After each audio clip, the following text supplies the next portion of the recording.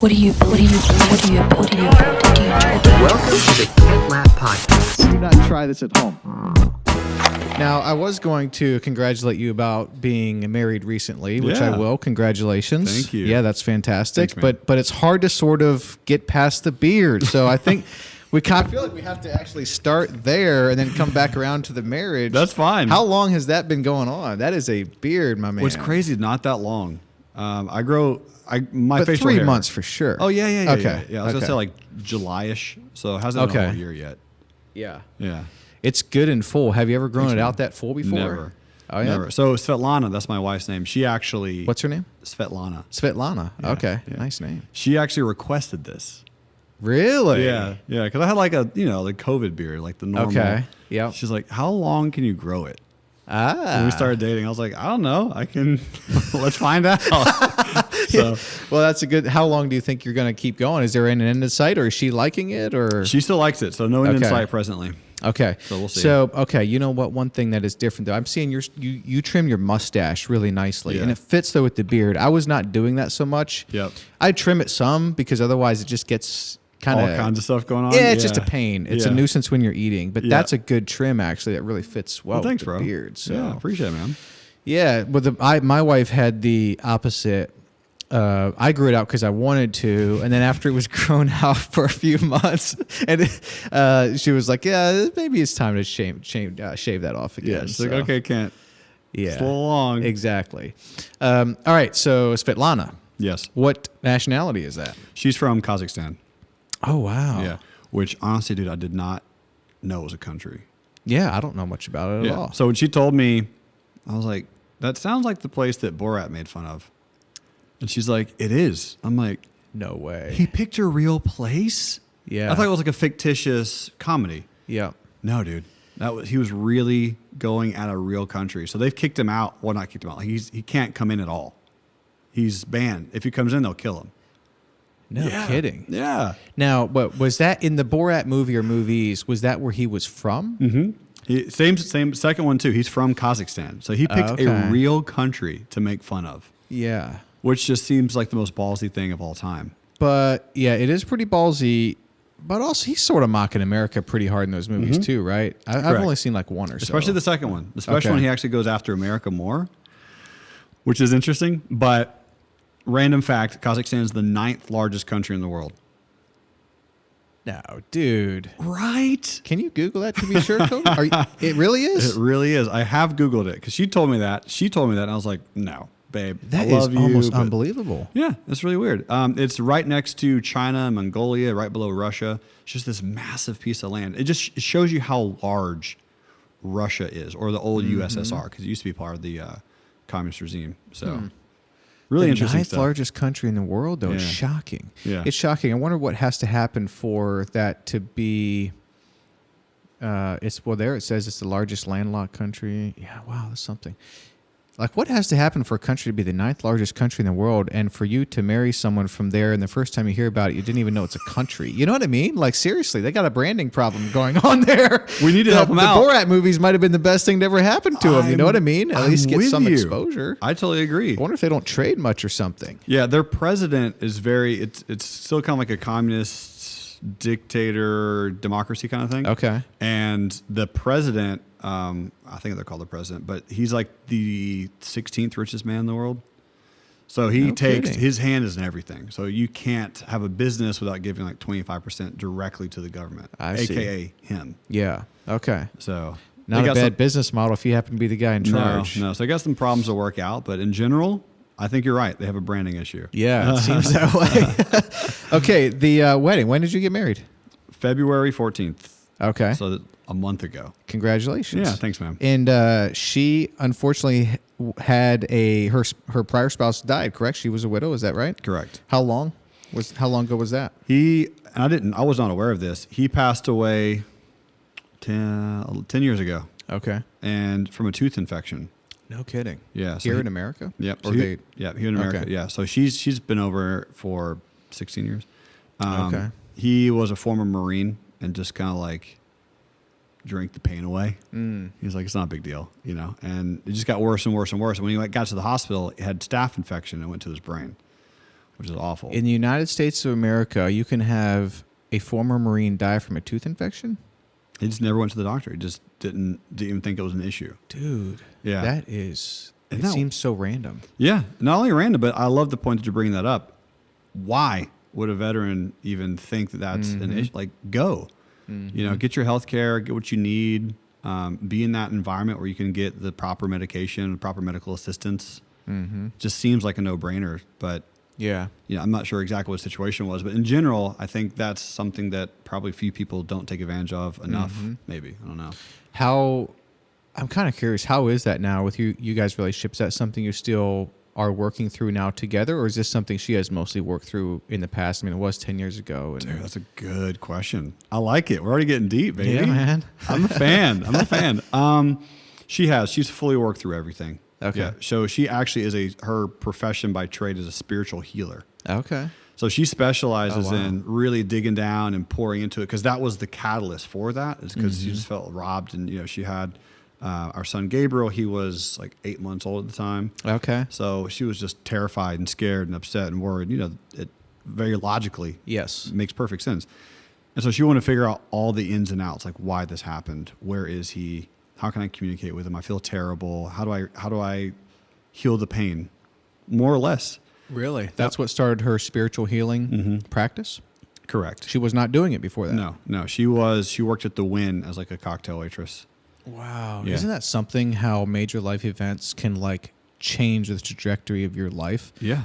And then not only the trajectory of your life, like something as practical as what you do with your life or how you spend your time.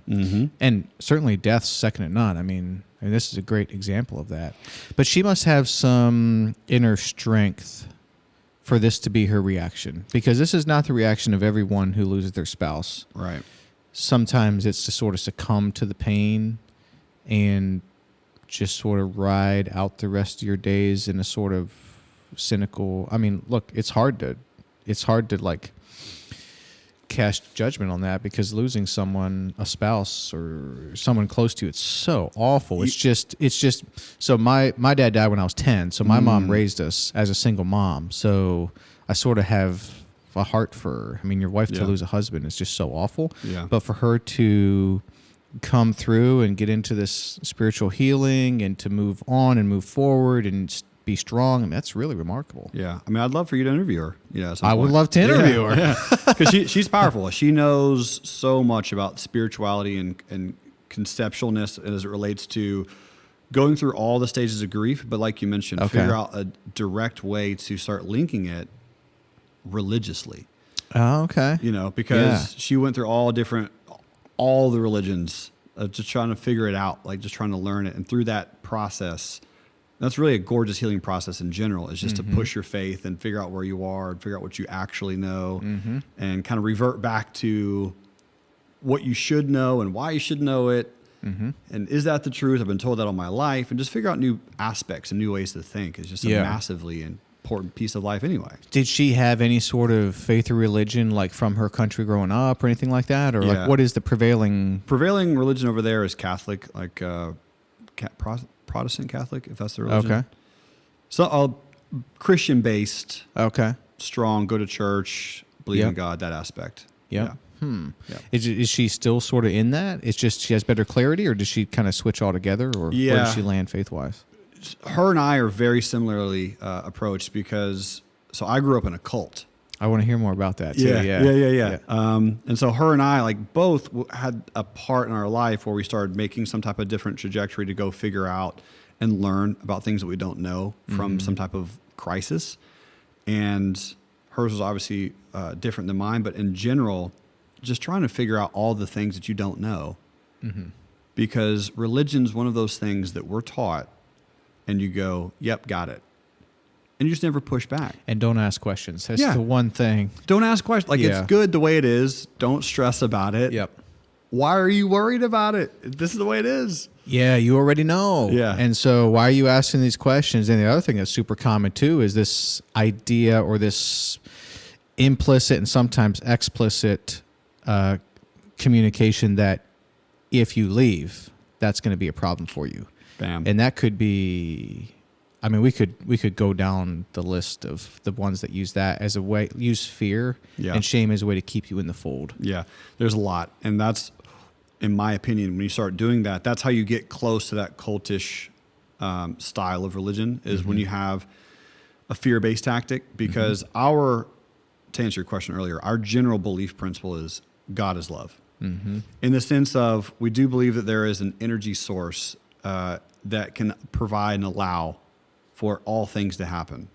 Doesn't matter what it is, but it's an energy force that allowed not life necessarily to be here, but just all things. And it's my opinion that I'm a very math-based person, that we've always been here. So infinity is a beautiful concept. I've done a lot of random studies on infinity. Oh, yeah? Yeah, there's actually a lot of math-based information on infinity. Like, there's something called the Bodak-Tarski paradox, which stipulates that there's actually multiple infinities. In fact, there's infinite. I have heard of that. Yeah, I don't know Infinite much amount of about it. infinities. Yeah. An example would be the difference between 1 and 2. Well, at some point, 1 has to become 2. But it never does. 1.11111 forever. But at some point, 1 has to become 2, because you have 1 and you have 2. But what's the difference in between these two bottles is an infinite amount of space. But it's not, because it's, right?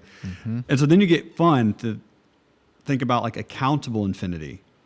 Now, hold on. What do you mean the distance between these two bottles is an infinite amount of space? What do you mean by that? It can just go down and down and down and down forever. Oh, I see. Particles and atoms and atoms of atoms. And Yeah. like, it just keeps going and Yeah. it keeps going. And then when you're there, like, what's one other space over? Like, how much is that distance? And so that's that interesting thought. I see. So you have something called a countable infinity, which is the amount of grains on the sand of the earth. So how many grains of sand on the earth? It has to be like a finite amount, because the earth is only so big. It's a lot. It's a big number. Yeah. 400 quadrillion, like, who knows? But in essence, like, that's a countable number. Then you have an uncountable infinity, like how many stars exist. The reason I'm even bringing all this up is because it's one of my beliefs that I don't think there ever was a creation event.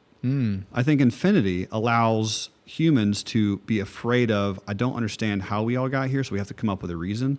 My belief that just makes a lot of sense, just helps me sleep at night, is that we've always been here and will always be here, the universe. There's never been a point in time where there was a creation. It's just always been happening. I see. For Yeah. eons. Fascinating. Yeah. Yeah, I don't, I'm sure you've run into like a lot of, well-meaning Bible-believing people that like hit you upside the head with the Bible and be like, no, but in Genesis it says God created. But there's multiple ways to interpret that. And so I agree that God is love. And it's interesting about the infinity thing too, because I feel like that gives me some categories to think through that without, I didn't have, good ways to rationalize. I don't know much about that either, by the way. Which is fair. It is pretty interesting because I also sort of think like at the end of the day, life is math, I mean, math is just everywhere. Yeah. But I think it's hard to, but like, why? Like, why is life math? You know what I mean? I think that at some point you get back to, well, man, there needs to be a higher power of some kind that sort of structured this, or then we come back to this God or being or whatever that you're talking about that is love. Fascinating. All right. So I do want to hear about growing up in a cult.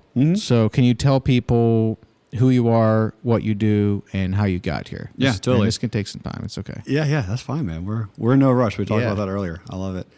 My name is Jerremy Alexander Newsome. First name is spelled with 2 R's. My dad's name was Jerry. So Jerry and me. Jeremy. That's how that happened. Okay. Yeah, thanks, Mom. And the me part came from your mom. Yeah. Okay. Yeah. Jerry and me. Jerry and me. Jeremy. So, that's it, man. Yeah. Is it really True it? That's story. really it? True story. Nice. Jerremy Alexander Newsome. I use my full name very frequently because I was always in trouble as a kid. And my mom would always say my full name. Oh, yeah. My mom Jerremy did that Alexander too. When you Newsome. heard the whole name, that was not good news. It was just I was always not good news. Like, oh, yeah. always in trouble. Were you a hard kid? Yeah, man. Really? Yeah. Where do you fall? Do you have siblings? I'm the baby. So I have 1 full sister and 1 half sister, 3 half brothers. Okay. My And you're dad the from a youngest previous of all marriage. of them. Yep. Okay. Yep. And so I grew up in the Jehovah's Witness religion pretty much from birth. So two and a half, 3. So whatever, the first year and a half, I don't remember anyway. And so being in that until about the age of 24, when I was really, really kind of like, all right, this is it. I need to leave. Started to figure out my way at that point. And it was an interesting process. Like, there's so much learning that went on there, and there's so much to be thankful for, and there's so much that's blatantly, obviously wrong. And everyone's like, well, did you know you were in a cult? I'm like, no, man. Like, that's the point. Anyone who's in a cult doesn't know that they're in. Like, fish can't see water. That's right. It is not a successful cult if everyone's thinking that they're in one. Correct. Right? Yeah. No, that's a great quote. Well, let's put that on a T-shirt. Yeah. I don't know who would buy it. A customer. Jehovah's Witness. Yeah. I don't know much about this. What are some of the markers? They have some interesting ones. Markers, when you mean like religious staples? I guess or just how what do are people some see of them? the foundations to it, Got or it. some of the habits, Yeah. or like if you are a Jehovah's Witness, then you would know about such and such. Yeah. I came from the Mennonites. Oh, So we're, family, Yeah. hard work, a good work ethic, honesty, integrity. We didn't go to war, and that's about it. Got it. Like, those are some of the main ones. Yeah, yeah. So for a witness, I would say Bible is number one. What Bible? They use what's called the New World Translation. They will read and totally agree with any Bible. So King James, they'll read that one. There's some Really? Yeah, Like the Bible, like I have an ESV Bible in my bag over here. they'd be all good for it. Yeah, No kidding. As long as it's Bible related, yeah, they're all about it. I did not know that. Yep. So they have their Bible that they use, but they're very open to any Bible. That's their way of life is based on that. And the part where it gets a little tricky is there's a lot of interpretations that they choose to use for their own particular reasons. And the biggest one I would say is that their main staple is that Jesus is not God. So in order to be a Christian or to say you're a Christian faith, you believe that Jesus is God or was God. The Holy Trinity, right? Jesus, the Son, the Holy Spirit, they're all the same person. By and large, there's some exceptions to that with progressive Christianity, but yeah, you're right. Yeah, but so by and large, to fall under that umbrella, and they're absolutely, Jesus is a son of God, very, very powerful being. They absolutely believe in Jesus. It's just that Jesus and God are two totally different people. Okay. Totally different people. And then God's name is Jehovah. That's his name. And you're supposed to use his name as frequently as you can. It's a very fear-based religion, so it's not as much love as you would expect or anticipate. It's more of, if you do this, right? Like if you leave, you're an apostate. If you leave the organization, and so now everyone leaves you. Everyone stops talking to you. No one communicates with you. Yeah, so you just get like a massive cutoff. Everyone just really kicks you out, and so that's so painful. Yeah, that's called getting disfellowshipped. That's called getting disfellowshipped. The Amish call that they shun. And the Mennonites don't have a technical term for it, but it does happen. But it depends on the type of kind of Mennonite church that you left. Like, some of them are going to be more open to continuing communication.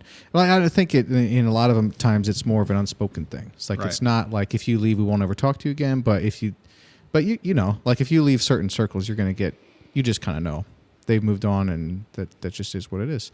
So this is fascinating to me because there's some similarities, like with some of the religions I'm more familiar with, like so the Bible and then a disfellowship.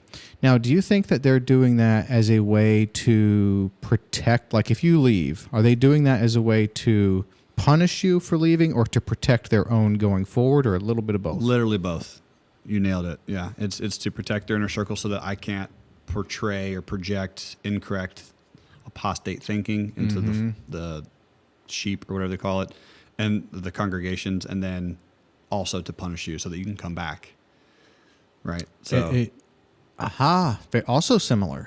So they want you to come back. They do. Could you come back at any point? Kind of hat in hand, confess, repent, and all of this, and rejoin, or is it? Yeah, I'd have to shave my beard. Okay, that's a weird one. You can't have beard. No, can't have a beard. Well, let me throw this at you. What? Some Mennonites, you couldn't have a beard, but then another kind of Mennonite, or like the Amish, you had to have a beard. Oh, weird. Yeah. So you would make really remarkable Amish man with that thanks, beard. man. But if you were like a different type of Mennonite, then you'd have to shave it off. It's one thing like you can almost guarantee, like if they're a witness or something interesting, is like if they're a man's totally clean shaven all the time and super nice, there's a probability he's a witness. Really? Like it's up there. Yeah. I did not know that. What do you think is behind the beard in the Jehovah's Witness? Is it like the Yankees, where to play ball with the Yankees you had to have a clean shaved head because they wanted that professional look, or is there something else going on? Both. They want a standard to stand out from what they call the world. So the world is everyone else, right? Everyone who's not them is the world. So you would be Also a worldly person, and they have, they are right. Everyone who's a witness is correct. They're good to go, and everyone else is the world. The world. So they want to be separated from the world. So they dress nice, they act nice, they have these really high standards of living, which is actually, when I say high standards of living, I mean like personality-wise, not financial at all. But it's a clean shaven, dress nice, always do everything appropriately, speak appropriately, never say anything bad about anyone. Just be the nicest person you can be, more or less all the time, which obviously is a good thing. It's not a negative at all. Yep. But the beard piece, in my opinion, comes from the separation where you had Charles Taze Russell. He was the guy who more or less created the Witness organization around 1900. And you went from him to Charles Rutherford, I believe is his name, and that was like in the late 50s. And so in the 50s, Charles Taze Russell had a ginormous beard, and the other guy didn't. And he was just like, hey, bro, no one else can have beards. Was that because of that separation? No one can actually say, but come on. Oh, man. He took over and just wanted everyone to look like him. I mean, I have wondered before. By the way, it's striking some of the similarities you're talking about. Yeah.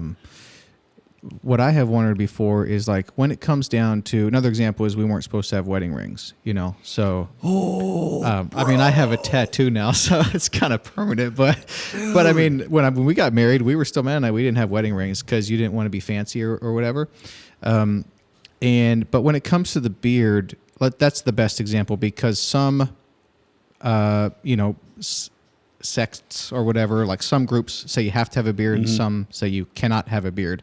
Like what I've wondered before too is like for a system like that to work, you have to impose that system. You have to impose a certain amount on a person. If you don't impose a certain amount onto a person, it's going to be too loosey-goosey and you're not going to be able to keep them in the confines. But if you can come up with some stuff like you have to have a beard or you can't have a beard, now you're starting, if you can get them to sort of change at that very practical level, now you sort of got them. And I've wondered before, like how much of that, like can't have a beard or you have to have a beard, just sort of like we got you, bitch. Yeah. You know what I mean? Like how else would you like describe, well, some of them have to have and some don't have, you know what I mean? It's not a health thing. It's not a cleanliness thing. Now, okay. I have heard this too, where it's like, well, this is what we decided to do as a group. And it's one way that we all sort of know that we're in this group together.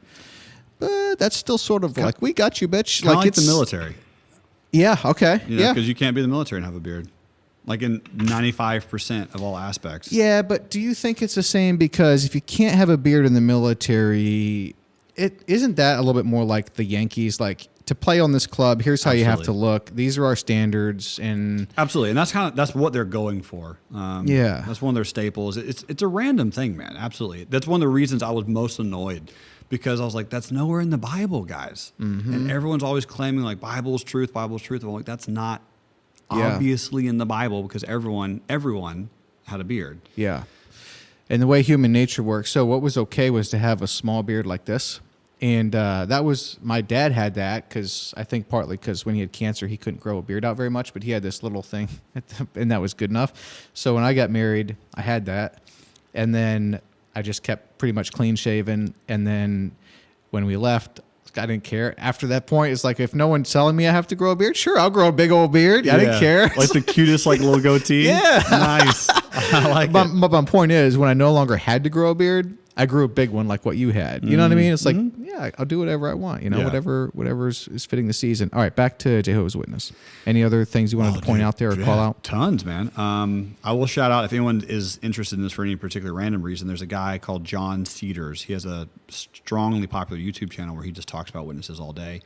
He was an ex-witness, obviously, and so he just kind of like tells everyone about their things that they believe. Another one that's really interesting is that there's no hell. So okay. hell's a kind of a popular thing in some Christianity pieces, where it's like if you do a lot of bad things, you go to hell. And they are adamantly opposed, like hell doesn't exist. So when you die, you just die. Oh, I see. You're just now. Do you come back in some other form, or Great question. So if you are, let's just say, good, for lack of a better term, if you're good and righteous and all the good things, then you get resurrected on an earthly paradise. So heaven, this is where it gets a little strange. Heaven's only designed for 144,000 of the witnesses in total. So they're called the anointed ones. And yeah, so only 144,000 people go to heaven and hang out with Jesus and the angels and Jehovah and all that good stuff. And then the rest, the people on earth, they live in earthly paradise forever. Now here's the part where they get sprinkled in. Okay, because initially that sounds really cool. And they're like, but after 1,000 years, the devil gets let back out for a short period of time. No one knows how long. And then he wreaks his havoc again. And then after that, then it's really over. Then, God puts him back in chains or whatever and kills the devil. There's no more devil and everyone lives a perfect, happy life forever. Okay. Which is cool. I was like, it sounds like the ending of a good book. Yep. But for me, man, like I've thought about heaven a few times. I'm like, man, that sounds boring. Like, just what do you do in heaven all day? Yeah, you're talking about like heaven in the sky. Yeah, heaven in the sky. Dude, Like, what are you boring, doing up there? Yeah. Like milk and honey, and you're just hanging out, Floating on clouds. Yeah, Playing harps. Yeah, and so it's really hard to get a cool conceptual feeling of that. And there's a lot of Christians who want to go to heaven, which is amazing. They want to spend time with their family and all that good stuff. And there's tons of comedy jokes about, do you really want to spend time with your family in heaven with no video games, forever? For all eternity, you probably can't drink alcohol. You gotta drink milk and honey. Are you sure? So there's that aspect where it's, it's an interesting to think about. My favorite heaven that I've ever studied is Valhalla, which is a very interesting heaven. That's the Viking heaven. So the only way you get there is you have to die with your sword in your hand. It's the only way you get to Valhalla. Oh, that's interesting. Yeah. And then any virgins waiting for you there, like the Muslims, or no virgins. Just but as long as you have a sword in your hand when you die, you're good to go. You get there, and then when Okay. you get there, you, your family, and all of your best friends, you got to stand on a giant table, like this huge table, and you have a feast. Yeah. Like food, beer, drinks, all the good stuff, and then you go out and you battle to the death every day. Yeah. Right? You're like, sign me up, Dude, this sounds like a few dudes like, Yeah. oh, dude, what could we come up with here to like get through life? Oh, what if we die with a sword in our hand and every day we could recycle like that one Tom Cruise movie? Which one is that? He was like, it keeps on like repeating his life. Like every time he dies, I forget what it's called. I'll think about it Anyhow, in a second. But yeah, that sounds pretty legit. Yeah. It's that was like the most interesting heaven, because all the other ones are just boom, you're there, everything's fine, perfect. Yeah, and it's no funny worries. because I guess they're getting some of the stuff from the Bible. I can see we don't have to get into it so much, but with like Protestant Christian camp, they do have, there's like a few different interpretations of like end times. And there is an interpretation that is more dispensational that would be a little bit like what you're talking about, as far as like Jesus comes back and then the rapture's kind of the church, and then there's 1,000 years. I don't even know really, but it's a little bit more kind of doom and gloom a little bit. But what's interesting about this is it shows how important interpretation is, right? Because, that ESV Bible that's over there in my bag, based on what I think that Bible is probably saying and the narrative of Scripture and all of this, like, I think that heaven is going to be here on earth. I think it's talking about the new heavens and the new earth. And I don't think we spend eternity in heaven up in the clouds floating around and kind of this ethereal sort of thing. I think we're going to have just like sin's going to be gone or whatever, like the downer type stuff we have to deal with in life. That's all going to be eventually that's going to be eradicated. And we are going to be here in these redeemed bodies, visiting Italy and Japan and the Grand Canyon and all these different things. Like, I don't think it's all going to burn up and poof, we go to heaven. Yeah. But I totally digress because this is not why I brought you here. No, to talk dude, either way, I'm very excited about that conversation because I love having deep combos, man. Yeah. Because the whole small talk stuff is like, I agree with that. it's like, just get into it. I you know? agree. All right. So what got you out? Did you always question it, or were you so bought in? And at one point it's like, this isn't for me, or how was that? I had a lot of questions, man. The main thing that really stressed me out was everyone always telling me that I can't do something specific. I was always being told, man, you can't do that. Can't do that. Can't do that. It was always can't. For example, like I would have liked to have done this podcast, 25 years ago. Like I wouldn't have been able to. They wouldn't have let me do it because you're not supposed to, what's the term? Show off, for a better lack of words. Just go out and be yourself in your highest form. Like you're not allowed to do that. Okay. Right? You can only praise God. So you going out and being a comedian or a musician or an actor you're bringing fame on yourself. You're only supposed to bring fame towards Jehovah. Okay, so it's a there's a more elegant term for this, but basically it's putting a wet blanket on art. Yeah, man. Another common thing with religions and cults. Oh, dude, for sure. And All of them. Yeah, and that was a big one. They have a low regard for art. Yeah, and I was just like, why? Because I wanted to do so many things, and I was always told no. That was one piece. To answer really your question, I was married once before to a woman named Haley, and her and I obviously since then have healed and everything's good to go in that relationship. But we got married for sake of having sex. Like that was our goal. Like I want to bone, you want to bone. Yep. Let's get married. Because you have to be married? Correct. Did you have to be married to have sex in that? Yep, definitely. And you were still Jehovah's Witness. How old were you? 20. Okay, pretty Yep, young. 20, she was 17. And so Oh, wow. Yeah. Well, Did you love 18. each other? I mean, friend love.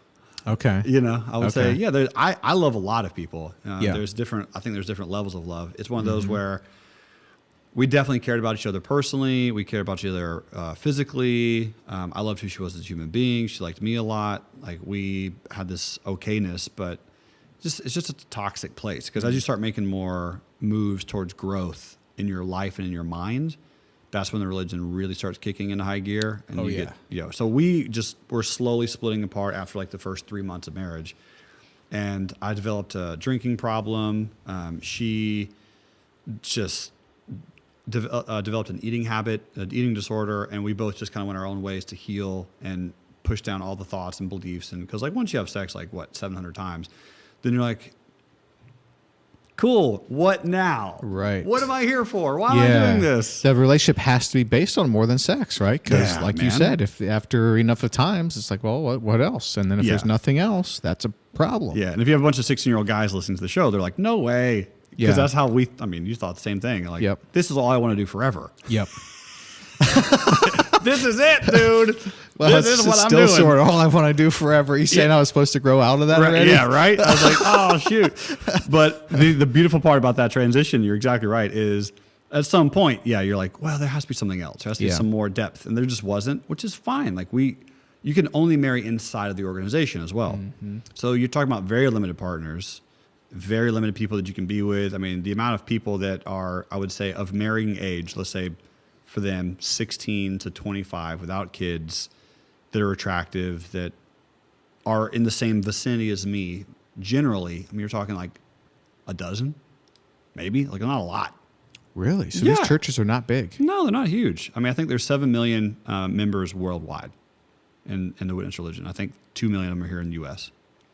Whoa. That's small. Yeah. It's smaller than I would have thought. Yeah, it's not huge. And so you have congregations, what are called kingdom halls. And so a kingdom hall has maybe 100 people in it max. And those people meet every single day pretty much forever. And so you're always there. What, every day or every week?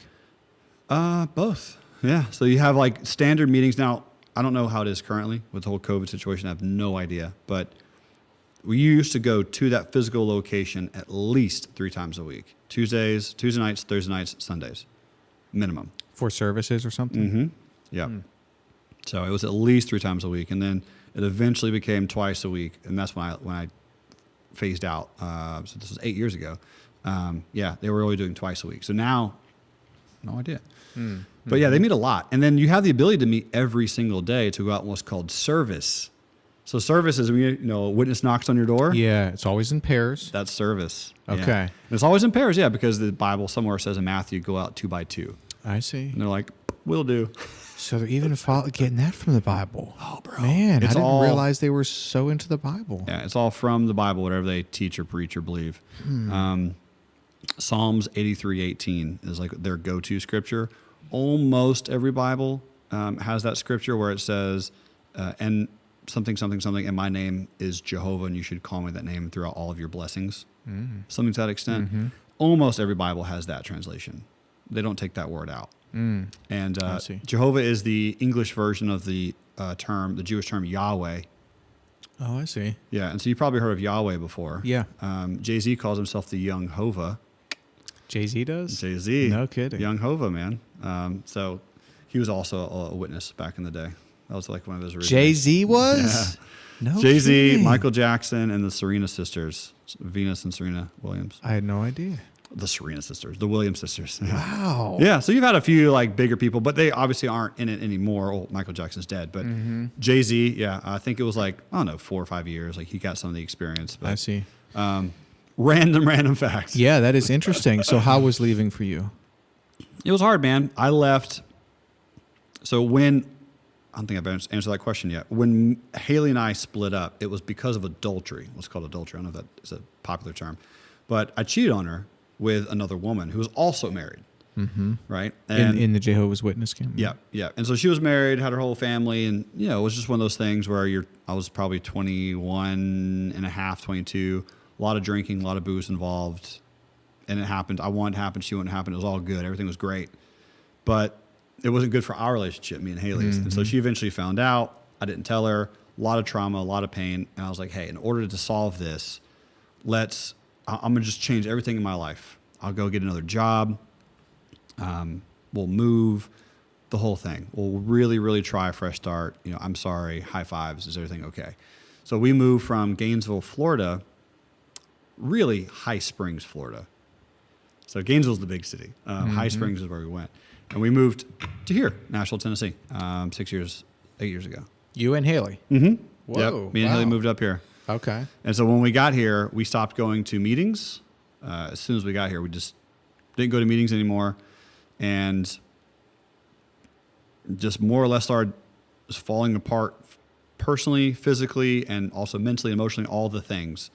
I started getting a new job, pouring myself into my studies, into my work, which I'm sure we'll talk about at some point, going through that like massively, like an animal.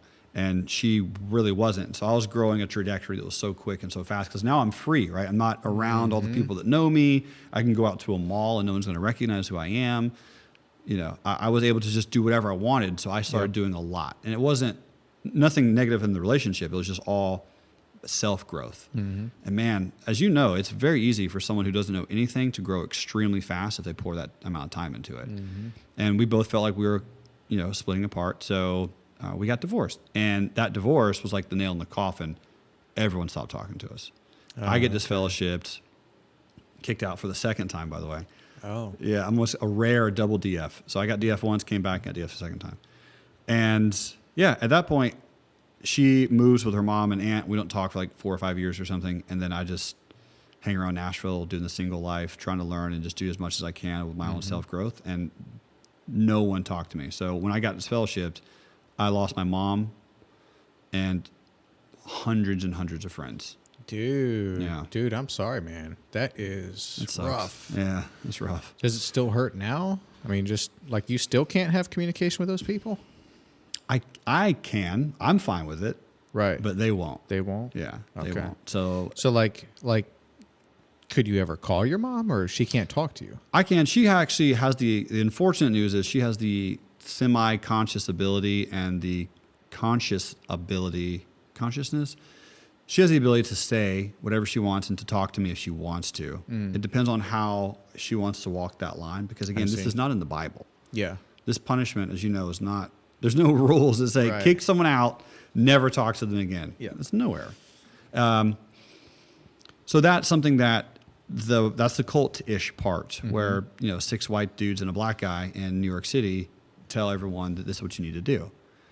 And that's the cultish part where it's like you have to shun, you have to kick them out, you can't talk to them, family to family. And so yeah, the only conversations she'll have with me is generally through someone else. So for example, I have two nephews, a niece and a nephew, Zachary and Gabby, who I love very much. My sister's two kids, and they're 17 and 16. So when they were like 10 or 11 and they needed something, she would call me and go, "Hey, I need some money. Zach and Gab need X, Y, Z." And so, yeah, I'd give her the money, but that was one of the rules where she was okay to talk to me about she needed something. Oh, but I see. it wasn't like, "Hey, Kent, how are you?" I see. Sure. How's life, man? Like, Yeah. she would never have this conversation with me right now at all. Yeah. At all. She hasn't met my wife. She probably won't meet my children. She might not ever come back into my life. And so, yeah, I've healed from that. It wasn't easy, but I went through a lot of, I'm married to a spiritual healer. So it was a process of going through and just, learning about all the chakras and healing and the ethereal body and just really getting open and vulnerable and transparent. Yep. Like 2 years ago, having this podcast would cause me massive anxiety. Like I'd have almost like a heart attack. I wouldn't be As able to do recent it. as 2 years. Yeah. Yeah. So this has What been... would have caused anxiety about doing this podcast 2 years ago? The fear of talking about the organization and talking about being witness and really pouring all that out because no one knew. And the fact that if someone did know, I would be labeled as an apostate, and the apostate is an unforgivable sin, which means I could never come back. I'm never getting re-resident. That's like permanent. That's a permanent damnation. Yeah. To talk about them, to talk out against them.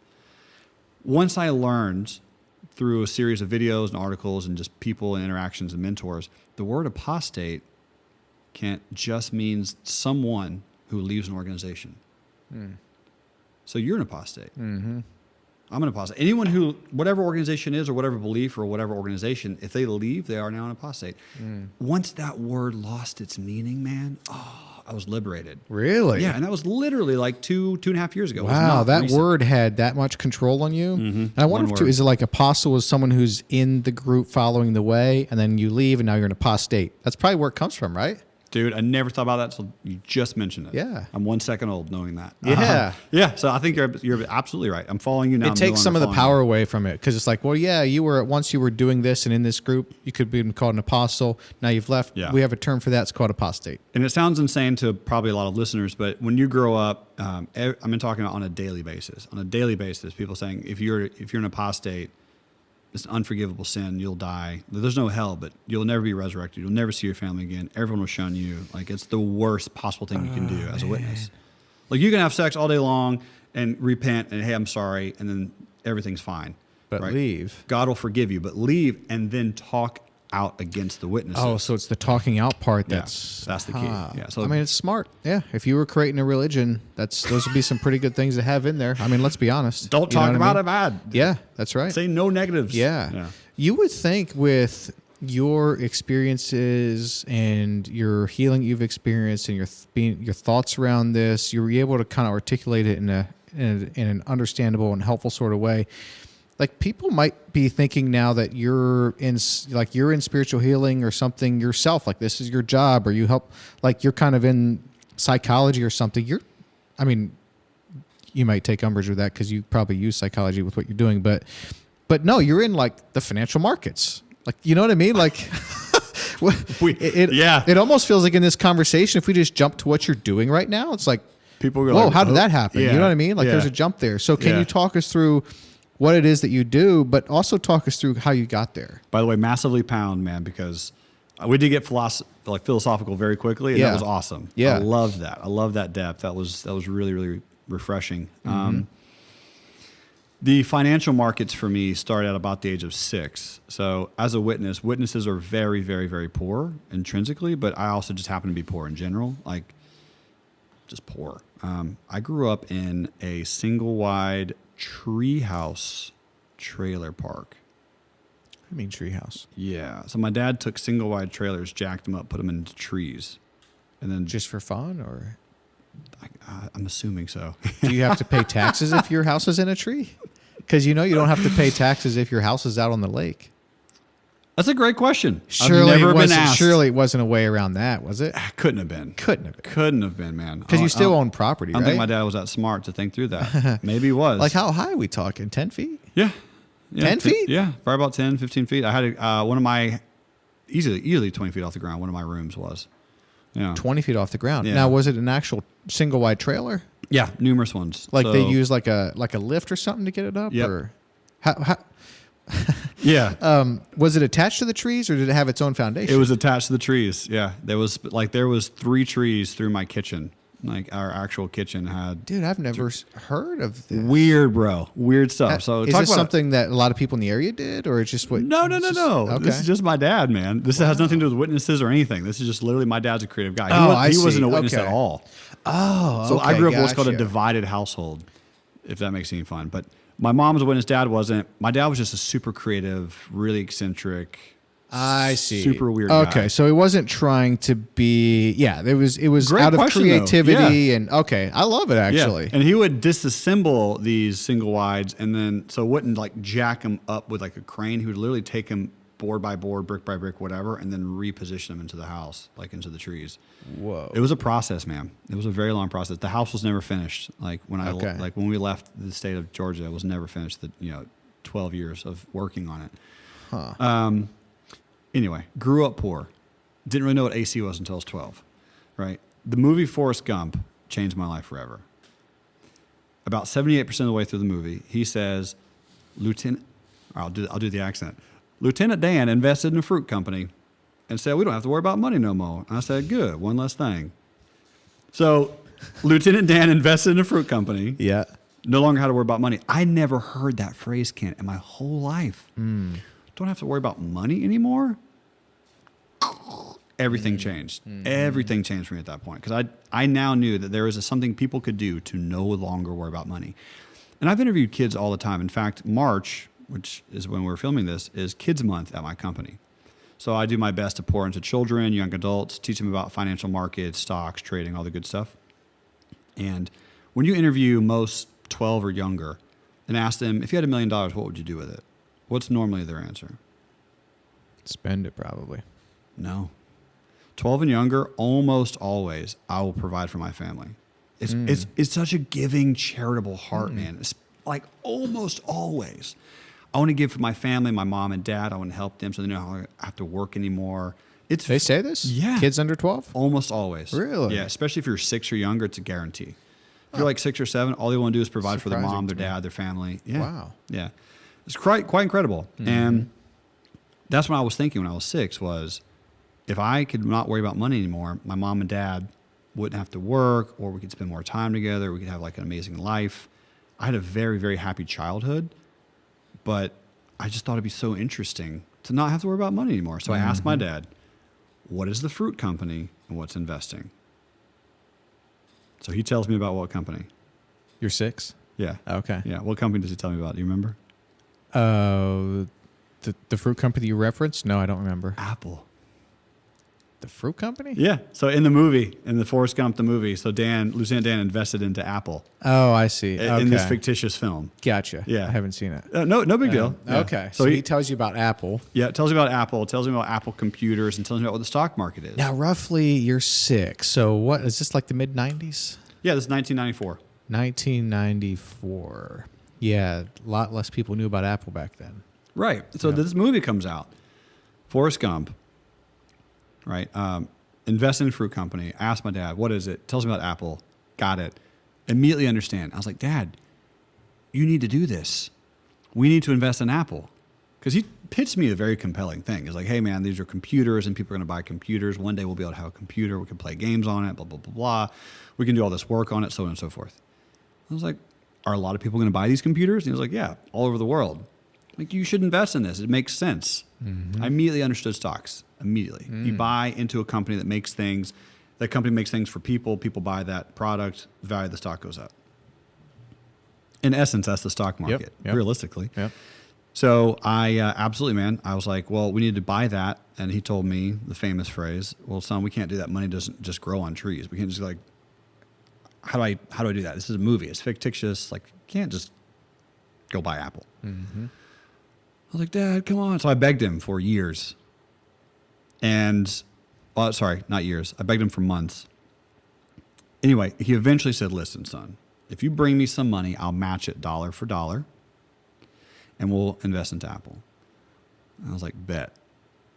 So I go out as a 6-year-old and I start picking blackberries from the bush and selling them door to door for $1 a bag. And in the summer of 1994, I make $1,300 selling blackberries. $1,300 in the summer Of as a 6-year-old? As a 6-year-old. Yeah, yeah. But I mean, my Dude, clothes. seriously, that's a lot of blackberries. It was a lot. But full disclosure, I mean, bro, I was 6, shirtless, no shoes, wearing jean shorts. My close rate was high.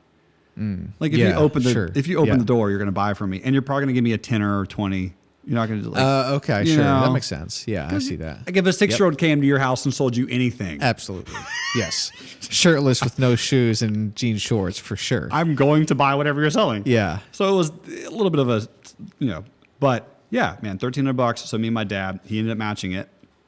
Had to borrow the money from my uncle. Come to find out, so we bought about $2,600 worth of Apple in 1994. Yeah, and that money right now would be worth $16 million. Sold it in 2000 when we moved from Georgia to Florida for $12,000. So we turned like 3,000 to about 12,000, and he gave me 12,000 as a 12-year-old dude. I was like, "Yep, this is what I'm doing for the rest of my life." Whoa! I mean, that's $1 trillion to a 12-year-old. Oh, for sure. Especially when you kind of did it in a way. Exactly, because you pushed your dad into doing this. You put in the work, fronted $1,300, he did, and now you're getting $12,000. Wow. I was in it. Yeah. I had someone ask me, "Did you pay your dad back?" I'm like, "No, I didn't give him any money. It was mine." So, $12,000 as a 12-year-old, and ever since I was 12, I want to learn about the markets. But again, that was the piece of the whole witness organization. Like, you can't do that. It's gambling. They didn't want you to invest in the stock market? No, don't want you to invest in the stock market. Why? Because the world's going to end in a week and a half. Like, it's right around the corner. That's their thing. They're very Armageddon heavy. Okay. Very Armageddon heavy. It's like, Jesus is coming, going to kill everybody who's not a witness. Be a witness, just ride this out. Don't make too many plans. Education might not have a good return. No need. Yeah. Let's live simply, keep our head down, and hope we can die soon, basically. Or hope Jesus comes back very quickly. You nailed it, dude.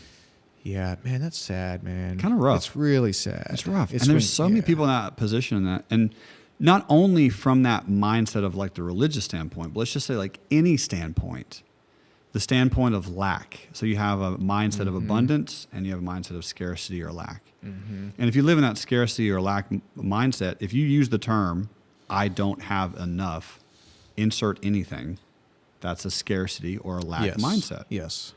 Right? So if you go, "Well, I don't have enough money to invest. I don't have enough time to invest. I'm not smart enough to invest. I don't have the knowledge to invest." All those are lack and scarcity mindset beliefs. And I grew up with that. Everyone I knew grew up with that for years. Yeah. 2.5 decades.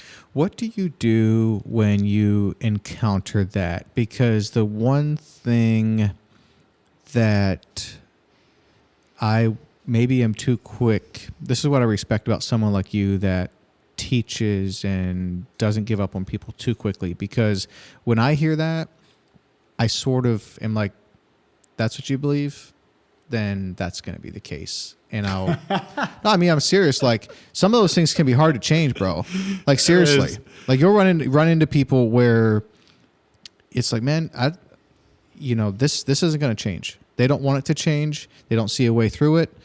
If they're saying they don't have enough money and they have all these reasons, if that's what they truly believe, that's true. Yeah. You know what I mean? Yeah. You're going to have to change that at a fundamental, like, you believe this to be true, and now we need to change that, and now you need to believe something else to be true, which is, okay, you can't invest in the stock market right now. Why is that? You don't have the cash. Okay, so you don't have enough money right now. Okay, well, how can we get that? What could we do about this? And start to create a plan and go forward. I mean, I think about this in business all the time. I mean, we're starting something right now, and I have this deep-seated belief, which, by the way, I'm no professional on like mindset or whatever. I mean, half the time I'm in my own head, thinking I'm the dumbest thing that God ever created. So I'm not the right person to be talking about like positive mindsets. But also, though, beneath all that, though, there is sort of this deep-seated belief that as we encounter challenges in the business, which we're going to, the solutions are there. We just need to find them. We'll find them.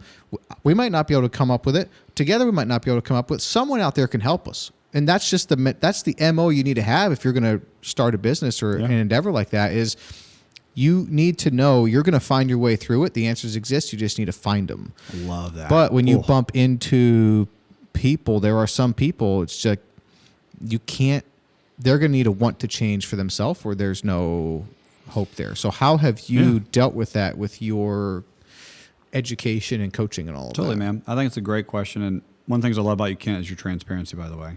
You're awesome, dude. Yeah. Love Well, I that. mean, honesty is like, that's where we need That's to all you start, can do, right? right? Yeah. That's all you can do. Yeah.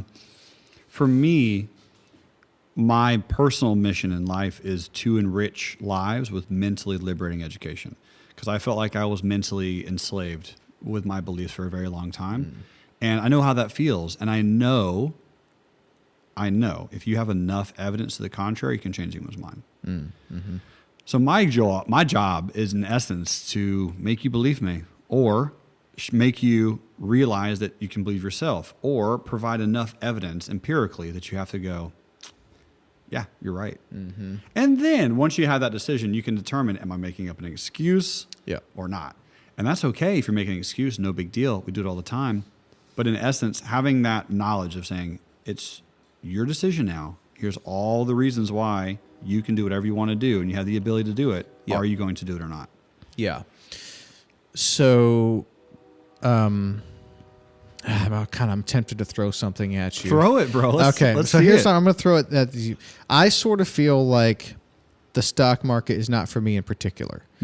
Why do I think that way? I feel like my time can be spent better on other things. I have no problem with the stock market. I believe in it. Yeah. I believe in the stock. It's a good, I get the difference between private companies and public companies and everything. I would actually like to, this is one thing I'd like to get to with you at some point, but I feel like I'm missing out on opportunities by not paying much attention to the stock market right now and not having money in it. But right now, I would rather spend my time and energy and focus on what we're building. Is that okay? Or am I coming up with this sort of excuse to not be in the stock market when actually I should be right now, and I'm just sort of coming up with reasons in my own mind not to go there? Yeah, great question. So we'll pretend that we'll have a coaching session. The answer is the second one. Because in the stock market, it's one of the few places in the world that opportunities are the least of the concerns. So in business or real estate, the hard part is either finding a sale or finding the opportunity or finding the deal. Like that's the challenge. In the stock market, that's the exact opposite. The deals are everywhere. The opportunities are everywhere. You will run out of money before you run out of deals. Always.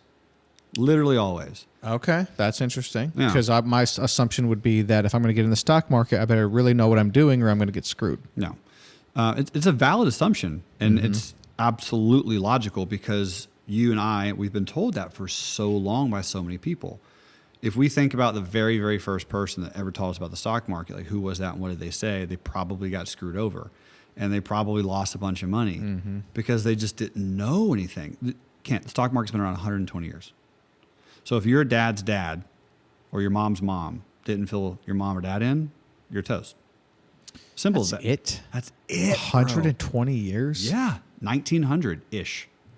So 120 years. That's all we have. So when you're talking about business, business has been around forever. Yeah. All right, marketing, sales, advertising, and real estate has been around since humans can live anywhere. The stock market's 120 years old. I never thought of it that way. So that's mostly why a lot of people are like, well, I don't really know anything about it because we don't learn it in school.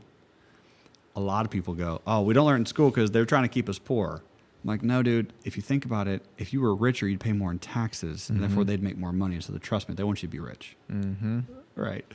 So they want you to be rich. The problem is they don't know themselves in order to teach you. So I would say 98% of the educators on our planet don't know anything about the stock market. And therefore, they don't teach very much about it, even if they do. And then you have people, I love people here in Nashville that have radio shows and podcasts, talk about mutual funds and don't pay anything off with, have everything paid in cash, never have debt. Again, those are beliefs. There are certain ways to have debt that are smart. There's certain ways to not have debt that's smart. There's certain times to pay for cash, there's certain times not to pay for cash. But I'll go ahead and make you a quiz. And if you pass this quiz, right, it's not an easy quiz, but if you pass it, you're good enough for the stock market. And if you don't, then I'll say, yeah, you probably should never trade the stock market. Are you familiar with a company called Shopify? Yeah. How much do you know about them? I know they facilitate online payments for e-commerce. Perfect. Why has that company gone up 300% in the last year? Because everyone's buying crap off the internet. You, sir, are good enough for the stock market. Oh, good to know. That's my quiz. Yeah. Like you could have thought about that at any point in time in the last year and bought a share or two of Shopify and you would have made some money. Let's try another one. Wix. Why is Wix up 400% in the last year? They help people make websites really easily, right? Correct. Yeah. So more e-commerce, more websites. Yep. Their sales go up. Sales go up. Stock goes up. Yep. Wayfair. Why is it up? They're selling stuff online? Bro, you're good at this. Yeah. Not that hard though, right? No. That's the stock market. But you said something that's interesting to me. You said that you view the stock market as there's deals everywhere. Mm-hmm. I mean, you're the expert, so I can't. Even if I would disagree, it's just that is what it is, and my word carries less weight. I have been viewing it more as you need to sift through and find the deals. So when you say there's deals everywhere, is that just because the government keeps on printing money and throwing it in the economy, and right now we're all rising? Because we haven't had a real significant sort of bear market or downturn in the stock market in some time, right? Potentially and technically, meaning we haven't had a prolonged downturn. So COVID was a 33% drop in the market. Yep. That's a bear market. I mean, according to all standards and all normal definitions, it is a bear market. Bear market lasted a month. Mm-hmm. I'm not saying it's a good thing that it happens. Mm-hmm. I would like a prolonged bear market. I think it's healthy. But when you're talking about deals, here's what's really cool about the stock market, Kent. The stock market is a lot of math. And not only is it math, it's second grade math. So here's an example. If you buy 1,000 shares of anything and it goes up $1, how much money did you make? $1,000? Always. That math will always work. Mm. And if you buy something that goes up $1,000 and you get out, if it goes down 70 cents, you risk 70 cents to make $1. Mm-hmm. You can do it on any stock that you want on a daily basis even. Mm-hmm. So you can recycle money. And the crazy part is you can also make money if it's going down. Right. So if it's going down, you can make money. If it's going up, you can make money. If it's going sideways, you can actually also make money if you know how to do what's called option selling. So it's crazy that you can actually make money regardless if the market goes up, down, or sideways. You just have to kind of get the timing right. Mm-hmm. And even if you don't get the timing right, if you have a long enough time horizon, you're probably going to win. Mm-hmm. So for example, one last quiz. Logitech. You're familiar with this company. Why are they up so much in the last year? What is Logitech? Logitech, they make webcams, keyboards, mouse. Yeah. It's up. You're saying it's up, and why? People buying stuff for home? I don't know. That's it, though. Home offices? That's it. Yeah. But is Logitech going to go up forever? It's like, no. Mm-hmm. Is Logitech going to go up for the next 3 years? Yeah. Mm-hmm. Right. So will a company called Upwork. All right, that's actually one of my favorite ones right now. So Upwork is valued at like $8 billion total, the whole company. And Upwork is the online facilitating company that allows me and you to buy or hire or work with freelancers. Oh, yeah. Who do something. So if you want like an audio engineer or you want whatever, an artist, and you pay them $40 an hour, and they work on your thing for X period of time, Upwork gets a piece of that, and they get a piece of that. Mm-hmm. It's a force for good company, right? It's providing value. I need someone. I find someone. I give them money. They give me the thing I want. The company gets a return. We're all winning. Yep. So it's a good thing. The company's only valued at $8 billion. Like, do you think that online freelance work is going to go down or up in the next decade? It's going to go up for sure. Yeah. Yeah. So Upwork was at $7 a year and a half ago. Right now it was at 40. Oh, wow. The high was 60. So it was at 60 a month and a half ago. Now it's at 40. That's an amazing opportunity. That's amazing. Even if it went just back to 60 in the next 10 years, that's a $20 per share growth. If you buy 1,000 shares, that's $20,000 of cash flow that you don't have to do any phone calls for, marketing, advertising, no deals, no nothing. Like you just click a button and you can do it in seconds. Yeah. But isn't the general sentiment, it depends on... Man, I want to use the word class, but that's a rough term. It depends on your community, your environment. It depends on kind of where who your friends are, what environment or community you're at in this country, but there is a sentiment out there that the stock market, you win some, you lose some, and that just is what it is. Like, is that just sort of an excuse to not pay more attention to it? Where do you think that comes from? It's a phenomenal question, man. I would say, do you know people who failed in business? For sure. Why do you have a business? Mm-hmm. It's the exact same thing as anything else, man. People who are successful, there are some people who are successful. Like if you want to become a professional hockey player, what sport are you good at? You good at any sport? In particular, no. I'm terrible at all of them also. I'm bad at every single But sport. I play some hockey. Okay, cool. Yeah. So I'm bad at everything under the sun. But let's say you want to be a hockey player. You were 16. You tell your parents, hey, I want to be a professional hockey player. What's your chances? Very low. Right. Very, very low. 0.00, like very, very, very small. And not only is this percentage so small that you actually make it, it's even smaller that you get paid. It's even smaller that you last a long time. And it's even smaller that you actually not only last a long time and get paid, but do something amazing for the sport.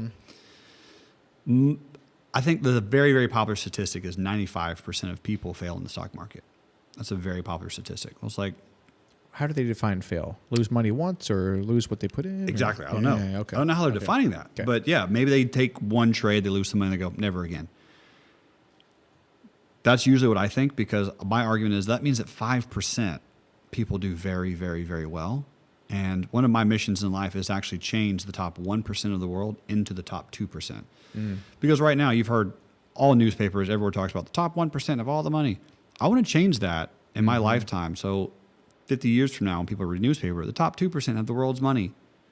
But that's like a numeric change. I think I could absolutely, that's a lot of people too. Yeah.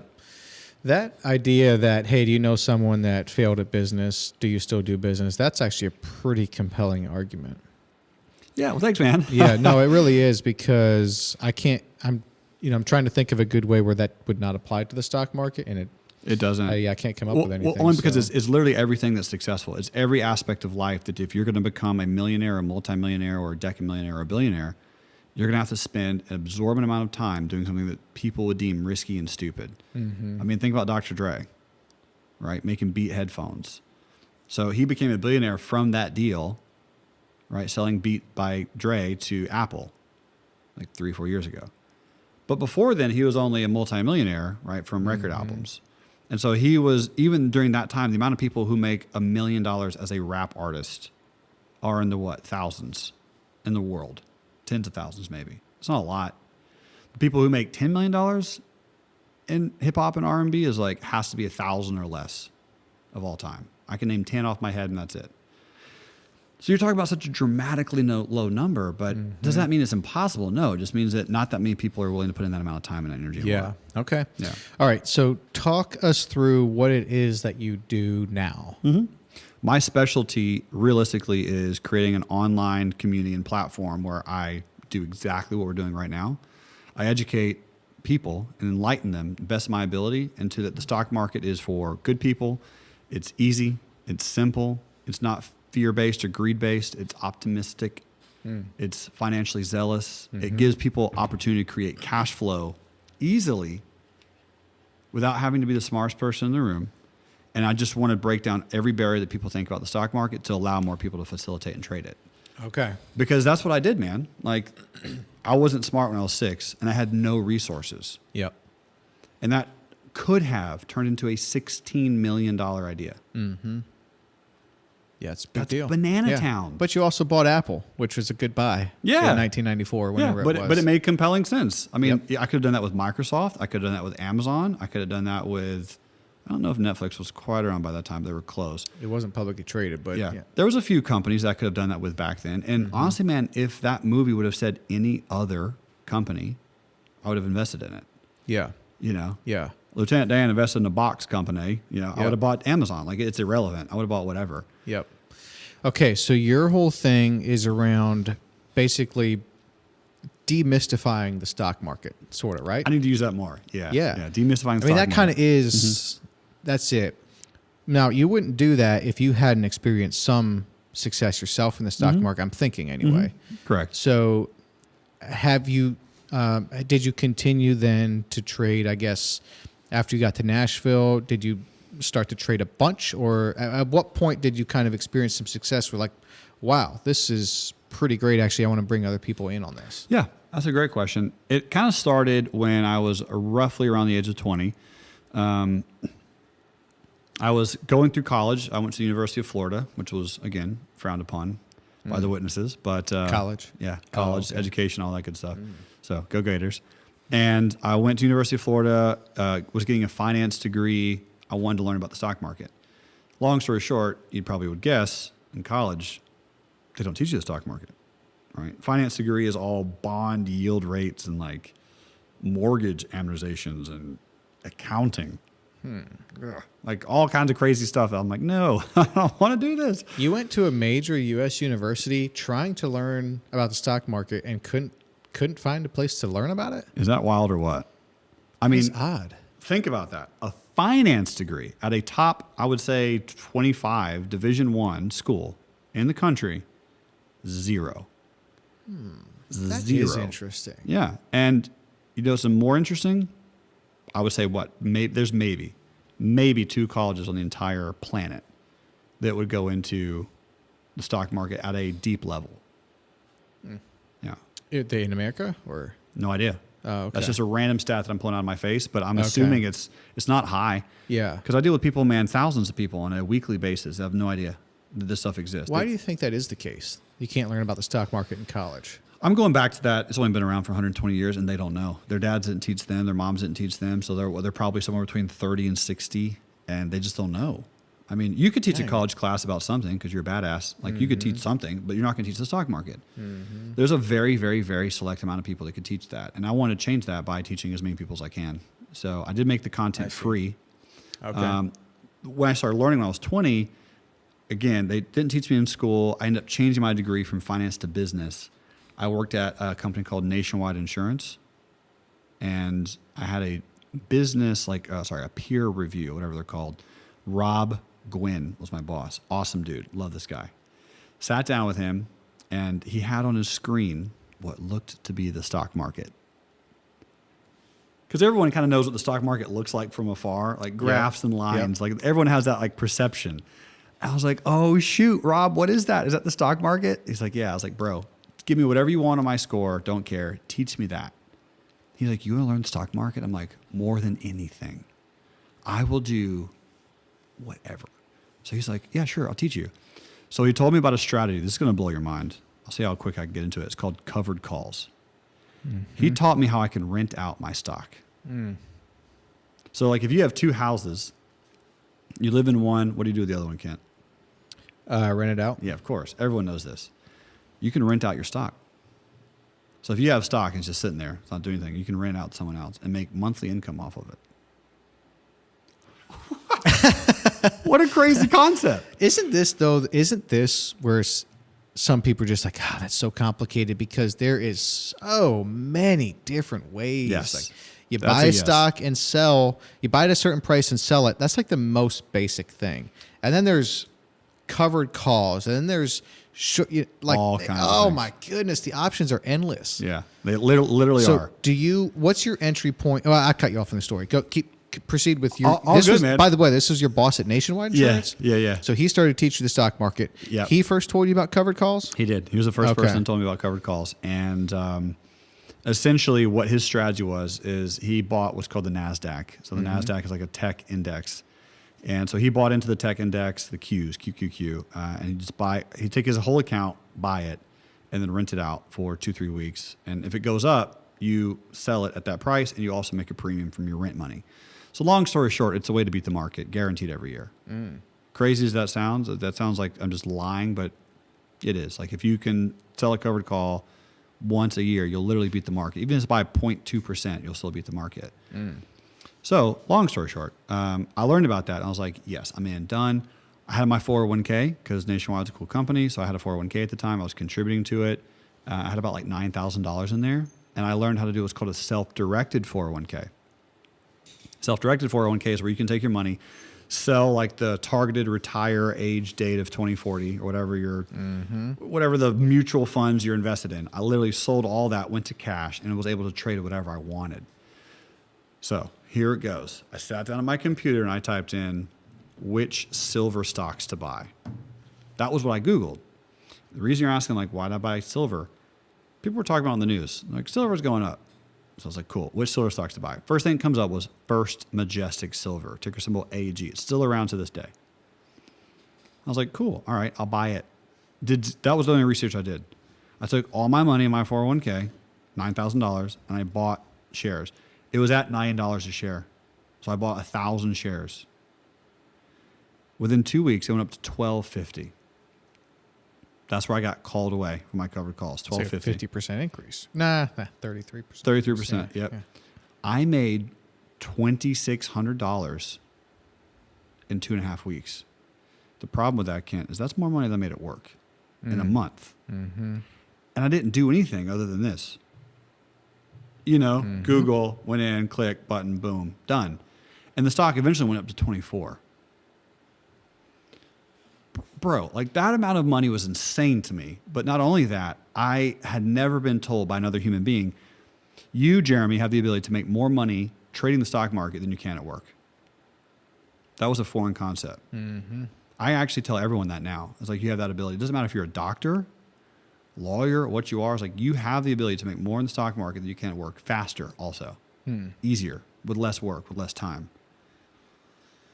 So I did it, and that was a game changer, man. Like when I saw that, it was green, like 26, like 2,600, all in green on my little P&L and my 401k. I was like, this is it. Yeah, okay. This is all I'm going to do. But see, when you say that you can make more money in the stock market than you can at work, I think one of the things that's tricky about this, I think one of the things that's tricky about this is a lot of times people don't want to actually tell you. Like, it seems to me like the more wealthy or successful someone is, the less open they are to actually sharing some of the specifics or the numbers, you know what I mean? And so you don't actually know. Like, there's so many people out there that you might have a good idea. They're doing pretty dang well. They have a really good income, and they have a crap ton of net worth. But you don't know the numbers, you know what I mean? And if you don't actually know the numbers, you can sort of self-justify. It's like, well, they seem to be doing good, but I don't know. Who knows? They might not be doing that good. You know what I mean? You can kind of shrug it off. So, but you're saying, look, you know the stock market for a while. You've tampered with. You've had random jobs. You've tried the stock market. You've tried other things. You can make some money in there, and you don't have to start with $1 million. Precisely. That's what you're saying. And that's a big aha moment for a lot of people. I had a really good friend of mine actually lives in Nashville. Her name is Whitney Weiser. I'll give her a shout out. She's a Miss Olympia. So a female version of Arnold Schwarzenegger. Oh, wow. Yeah. So high as you can go, won that competition with her weight size or whatever the classifications are. She's amazing. She started trading, ready for this one, literally with $1. So she took $1, put it in like what's called a Robinhood account. You probably heard of Robinhood. Mm-hmm. Put it into a Robinhood account, found some stock that was worth like 60 cents, bought it, and went up to like 83 cents and she sold it. Well, there's no commission involved in that, so she made 20 cents. But what's crazy is that went into her brain and she's like, wait a minute, I can do this? Mm-hmm. I'm a woman, right? Women generally don't know that much about the finances and the stock market at all. And they especially in the South, they're told from by their husbands or by whoever, I'll handle all the money, dear. Don't worry about it. It's my bank account. Don't worry about it. Like they're always told, no, you can't do this. So to have her, who just got out of an abusive relationship, do that, make that money, then she put in $20 and turned 20 into 24, and then put in 1,000 and turned 1,000 to 2, and then put in 3 more and then turned 6,000 into like 10. And then took 10 and turned to 40. Nice. Like in a year and a half, her whole world has changed now about like the stock market. Because she's like, wait a minute, anyone can do this? This is crazy. So you don't have to have that much money to start. And if you have a lot of money, it's easier. The number one aspect to trading, because I can't get off this podcast without telling you the risks, because I'm like painting this beautiful picture. Yeah. It's all emotions, man. Like the reason people say that it's gambling is because people very rarely analyze their relationship with money accurately, and they don't really know how they feel about this ironic, strange being called money, this energy called money. And so they have like these preconceived notions and these thoughts and these beliefs. They've never really analyzed them or deciphered what they mean and how they're holding them back and all these really random things. So when you start doing that without knowledge, people think it's gambling because they don't know anything else. But do you know any professional poker players? Not personally. Well, not personally, but do you know of any? Oh, I don't follow that at all, so I don't. Oh, okay. I That's couldn't. fair. I wouldn't be able to like give you a name, but That's fair. I know So, they exist. Yeah. So one guy named Phil Ivey, one of the best poker players in the world. He's worth like $25 million. Annie Duke, she's won World Series of Poker like 3 or 4 times. She's worth like $3 or $4 million. Those two are the first people that came to mind, but there's like 15 or 16 other ones who've made millions of dollars playing poker, which is literally gambling. Mm-hmm. Which means there's a system. There's a system to anything, man. Mm-hmm. Like this podcast that we're doing, there's a system to this podcast where you could turn this podcast into a multi-million-dollar affair, just like Joe Rogan's doing. Mm-hmm. Right? And no offense, I don't know if it is a multi-million-dollar affair. I hope it is. It's awesome. It's not. No. We'll make it. We'll make it happen. Go, subscribe, We're all like, ears, bro. do everything. But just like Joe Rogan, like he did this for Yeah. 5 or 6 years, Yeah. and it became a multi-million-dollar thing. Yep. Which is banana town. Mm-hmm. But that simply means that there is a system. So if you have one person, one single human that you can go, that person did it, Yeah. then I can go replicate that. Yeah. Yep. Yep. It's true. Yeah. What do you? Is this your full-time gig, by the way? Yeah. So That's all I do. trading the stock market and teaching the stock market is what you do for a living. 90% of the time. Yeah. I mean, Okay. I do business consulting on the side. Okay. Just because a lot of my ideas that flow into money, I call myself like an intangible asset specialist. Mm-hmm. So if you're dealing with time or stocks or money or cryptocurrencies or futures or commodities, like Okay. anything that you can't like put your hand on, like this table, someone built this table, Yep. you know, and in its most essence, it's a physical item. I don't specialize in physical items. So I see. I don't own much real estate at all. Okay. All my portfolios are intangible assets, businesses, because you can't touch a business, and stocks and cryptos. I see. Yeah. Okay. Let me ask you about time because I called my brother Ben before this podcast. Have you met Ben yet? No. Oh, yes. Ben Lapp? Yes. Okay. All right. Sorry.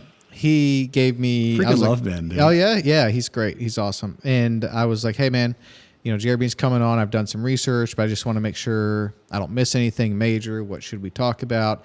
He mentioned time, and you just mentioned it. He didn't say much more than that. But what are your what are your thoughts around investing time or utilizing time or managing time? This is literally all I know about it. But That's fair, man. what are Totally. what's behind that or down that trail? Well, the reason that it's massively important to me is because I did a lot of the whole like Stephen Hawking, Albert Einstein, Nikola Tesla, Bud Oktarsky, like time things, learning about the space-time continuum, black holes, time travel, all the good stuff. And man, I just came up with so many interesting beliefs about time. Example, have you ever heard the term life is short? Mm-hmm. What an interesting belief. You know, that's such a crazy cool belief that people have. Like, is life short? Because I'm pretty sure it's the longest thing we'll ever consciously experience. You know, I mean, hello. Yeah. It's very long. It's the longest thing you'll ever have. But when you dream or when you sleep, why does it feel like nothing has happened? Like you wake up, you're like, oh my gosh, like did I even sleep? And you're like, yeah, that was 8 hours. The component of what we think about time changes our entire life. The way we value time, the way we understand time, the way we manipulate time, because time can be manipulated. Like we can create in our mind a certain destination of where we're going. Like right now, I literally have no idea how long we've been doing this recording so far. No clue. I can guess. But when you do something amazing that you love and enjoy, time passes so slowly. But yet on the outside world, it's faster. Rocket ships, all the cool stuff with time. The reason I'm bringing it up and the reason I'm passionate about it, one of the biggest excuses that I get about the stock market is... Don't have time. I mean, I said it. I think I said it twice so far. I don't know if you said the exact term, but it's irrelevant. I actually didn't say time. Exactly. I said focus, which, Yeah. yeah, that's a different thing. Hey, you didn't say it because I would have Yeah. been like, writing that down. Yep. But when people say I don't have a time, that's such an interesting, again, very, very fascinating belief. Because my answer is, well, then what do you have? If you don't have time, what do you have? Because it comes down to priorities. Do you have children? So if your child comes up to you and is like, hey, Dad, I want to do X, Y, Z. And you go, listen, you're not a priority to me right now. Leave me alone. Yeah. It's different than saying, I don't have the time right now. Because you do. You're just making a conscious decision if you should do it or not. Right. Yep. That's amazing, man. Like that is a life-changing approach because you can ask people like, what's a long amount of time? And they might say, I don't know, 5 years. Okay, hold your breath. What's the long amount of time now? It's true. Yeah. But those are the mental beliefs that we have, man. So being able to make those shifts and make those changes, when you realize that you can take some of the blinders away from people and go, holy smokes, the only asset I actually have is time. That's literally it. Like money is irrelevant. Everything else is irrelevant. I just have time. And it's not linear or parallel or multiplexed. It's an illusion. Yep. Right? Because time doesn't speak English. Time speaks no language. It's just always here. And we start studying infinity. You start realizing, man, I'm going to die anyway, so I might as well just do everything. Yes. Well, and we all have the same 24 hours in a day. And I don't have time. I think that always seemed a little bit shallow. I think if you're saying, look, I am choosing not to do this right now because I'm choosing to do these things, that's a little bit more fair and straightforward and probably accurate. But yeah, I agree with you on the not having time front. I mean, I always try to kind of go at least a level or two down underneath kind of the thing that I want to posit as an excuse. Don't have time. Well, where else could I get the time? Am I doing the most important things? Don't have the money. Okay, well, is there a way to get the money? Is there a way around this? Like, you got to dig down a level or two before you just kind of pass it off. But there is something, I don't know, maybe this is different for different people, but I feel like there's something in too many of us that just wants to hold us down. You know what I mean? Like, just stay in your lane, stay in your rut, just get through, don't make a splash, just stay there, you know? And there's something about culture or mindset or whatever that it can really just keep you there. And it's like, well, if then an opportunity comes along and you say you don't have time, but you're literally watching 2 hours of TV every night. It's like, well, that doesn't make sense. Exactly, man. It's an interesting approach because, and I will make sure very clear that your listeners know, I'm not saying that I'm the greatest in the world at this. Like, everyone makes excuses. Everyone comes up with things they can or cannot do. But it really ultimately comes down to fear.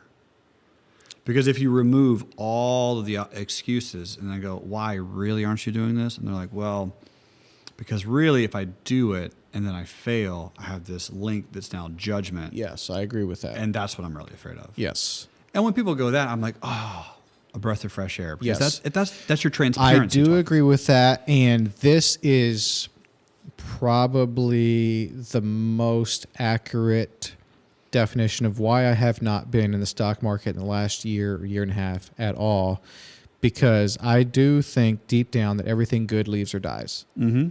Like, we all have this story, that we'll tell ourselves, and that's one of the stories that I tell myself when I'm in an unhealthy place. And look, it's happened a few times, Yep. But I am working through that and actually getting just started a 3-month coaching thing to kind of work on that thing, because that's not a good mindset. But if I think about why have I not put any money in the stock market in the last year or 18 months at all, it's probably that. What about ever, though? Have you done ever? Oh, yeah. Yeah, I did decent in it for a period of time. Yeah.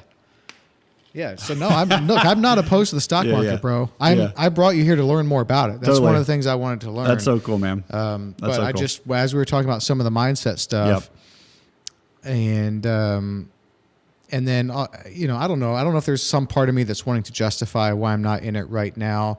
I will say this. One of the things that I've grown in is I have grown to become very protective of my focus and energy, and that I'm not ashamed of. I think that's actually a very good trait. Absolutely. So right now I'm very focused on a very particular thing, and now's not a good time to be spending 1 or 2 hours a day. I know it doesn't take that much. Trying to sort of like get back into other things, whatever it may be. I'm not even reading many books right now, because I want to be focused. So it could be hockey, it could be working out, it could be jiu-jitsu, literally anything. Yeah. And that's fair though. Because the other thing too, Kent, is the amount of people that will not only admit that, but have thought that through long enough where they can go, this is why. Yeah. We're talking the smallest percent of the earth imaginable. Unfortunately, you're probably right. Yeah, it's a negative. If you, back to the stock market, What are I don't we don't need to try to like get you to give content that people would normally pay money for, but I'm just curious. Are you starting with buy low, sell high? Are you starting with things like covered calls? What sort of like at the lowest level? Yep, lowest What's level. the strategy you're going to give someone to get in and get started? Easy. Lowest level, look around your house and ask yourself, what do you use on a daily basis, and buy some of that. Ooh, okay. Lowest level, easy. So, Whatever the price happens to be, but you use a lot of it, just go ahead and buy some. So who owns this guy? No idea. Coke. Ah, Yep, they own Dasani. okay. So boom, that's a Coke product. So you could buy some shares of Coke, right? Who made this table? I have no idea, but it's probably custom made. It's a very nice table. But let's say it's a Wayfair. Like you didn't buy it on Wayfair. Let's say you did. Like, okay, cool. Buy some shares of Wayfair. Do you have a Netflix subscription? Mm-hmm. Boom, shares of Netflix. Do you drive a Tesla? Mm-hmm. Bang, buy a Tesla share or 2 or 10 or 100. Right? Yeah. 1,000% return. Yeah. If you had bought in 2012 the exact same amount of shares as a Model S cost, so $69,000 worth of shares, $14 million. In 2012? If you bought In 2012, $69,000, $69,000 worth of Tesla in 2012. it's $14 million right now. Dang. Yep. And that's exceptional too, right? I mean, Tesla went on a run last year. Like nothing ever. Yeah. Literally ever. But I drive a Tesla too. Do you? Yeah, man. Which one? The Y. Oh, how Yeah. is it? Amazing. Yeah, they're Incredible. sweet cars, aren't So they? sick. Oh, man. But we both know, me and you both know that they're going to do semis. Yes. They're going to do motorcycles, ATVs, buses, probably planes, boats. Like, why Yeah. not? They're going to do all of it. Plus, they're Okay. going to do housing and batteries and energy. Like, they're an energy company. They sell the cars as a way to cash flow to build the energy. Mm-hmm. Me and you both know this. Me and you both know that Tesla's going to go higher in the next 10 years, without a doubt. So you do believe that? 100%. So you don't necessarily think Tesla's overvalued right now? Zero chance. Okay. Yeah. All right. Now, So- can it go down from where it is exactly at this moment today? Absolutely. It can go down lower. Can it go all the way back down to 100? I think right now it's like at $589 a share, something like that. Mm-hmm. Sure, it could. It'd be one of the biggest move down of history. But Amazon in 2000 during the tech bubble also dropped 89%.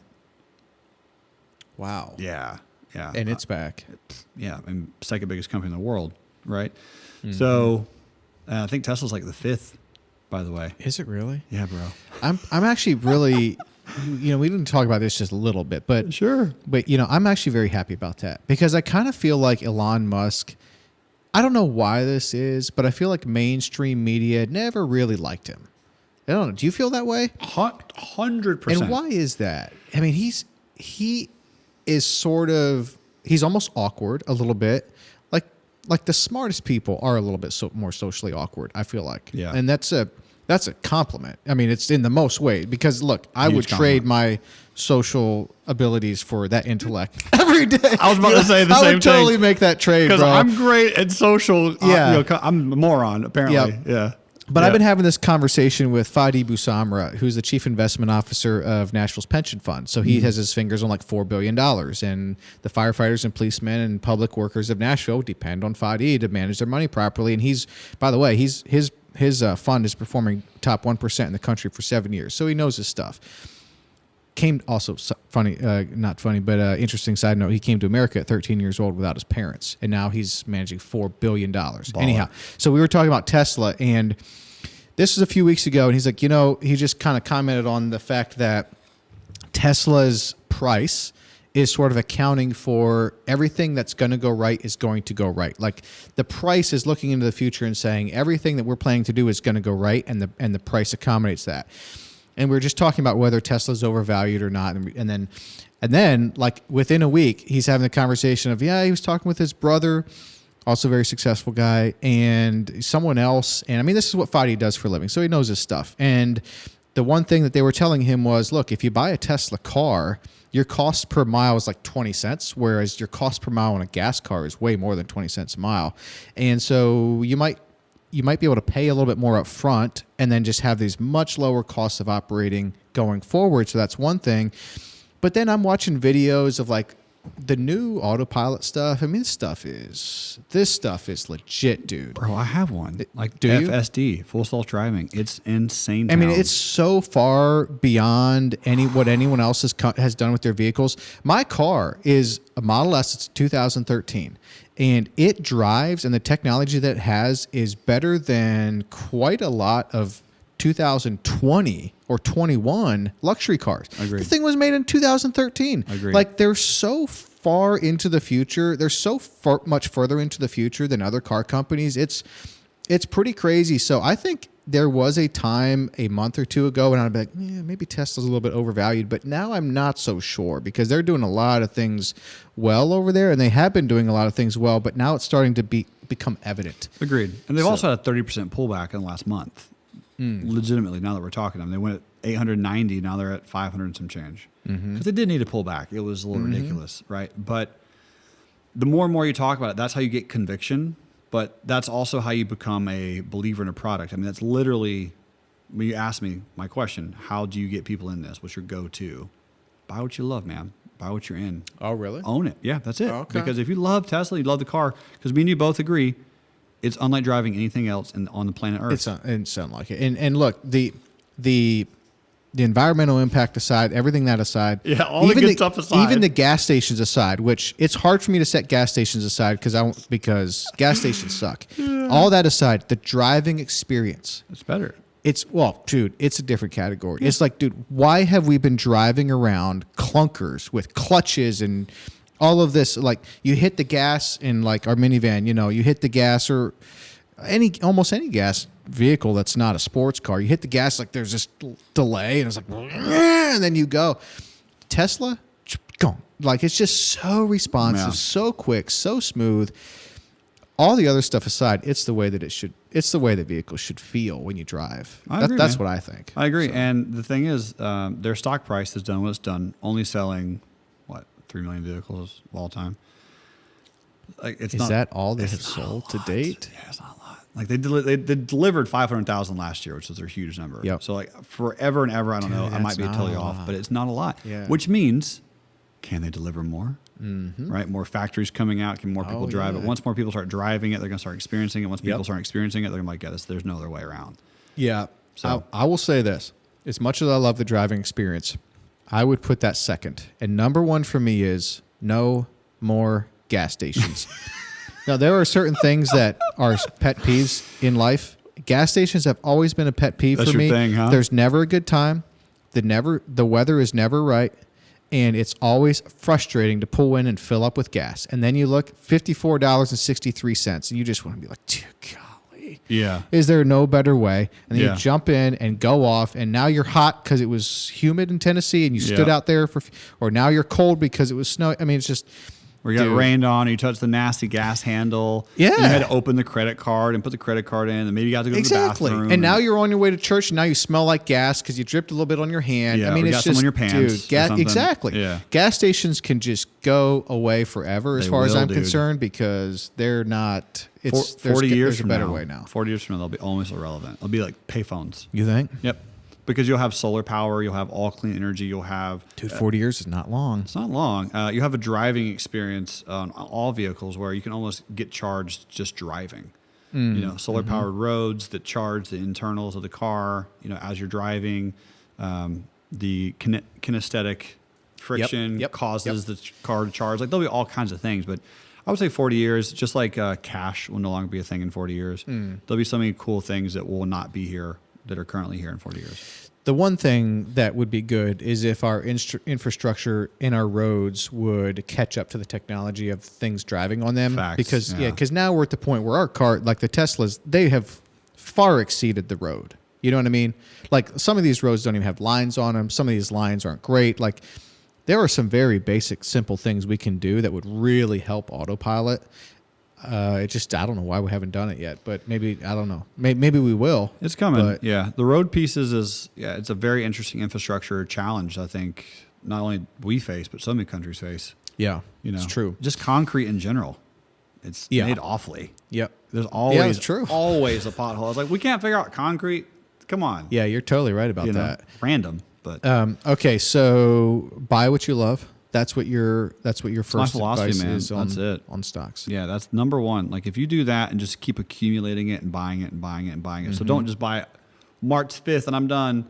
No, man, buy some April 5th, May 5th, June. Like you just keep slowly accumulate regardless of the price, right? You get a paycheck, take 10% of that paycheck, boom, buy a little bit of Tesla or whatever it is. If it's GM, cool. You know, if it's Netflix, if it's Disney, Square, like if you use Square, Visa, MasterCard, I can name a million companies that you use. Okay. You know. So would you kind of buy them? I think you just said you go ahead and buy them over a period of time. So kind of do that dollar cost averaging thing. Yep. Okay. That's the easiest way for most people to do it. Because if you just take all of your money and go, boop, I'm in now, then you kind of get like all kinds of emotions creep in. Fear of missing out, FOMO. Yes. Like you get scared because it goes down a little bit. Like, oh, my whole account's down 10%. I'm terrified. You know, Right. and you panic or whatever. So those emotions, those are the ones that I like people to experience because it's now I get to see who your true self is. Yeah. Yeah. I tell people the stock market's a mirror. It reflects exactly who you are in that moment.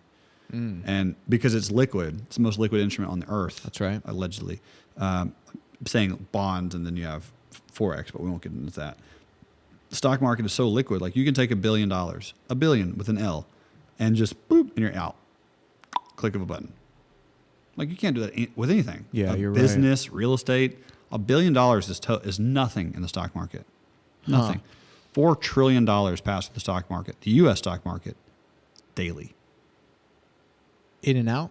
In and out. $4 trillion in and out daily. Wow. It's a staggering. That's a lot. amount. Staggering.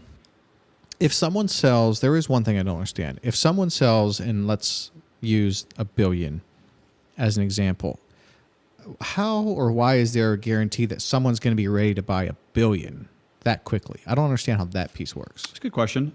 There is 2 or 3 different answers. I'll give you the easier one. So in general, they won't sell it probably at the exact same price. So it won't be like $17. Boom, I'll sell $1 billion there. So they'll probably sell some at 17, some at 16.98, 16.99, 16.97, like as it goes a little bit lower. Okay. Because the way the market works in essence is simply sellers and buyers, demand and supply. If a bunch of people demand something, the supply stays limited, it'll go up in value. Yep. If there's a lot of supply, the price will go down. So the way it works is if a lot of people are selling, well, the stock has to go lower to find buyers. Okay, yep. Right? And if no one out there is selling, what will the price do?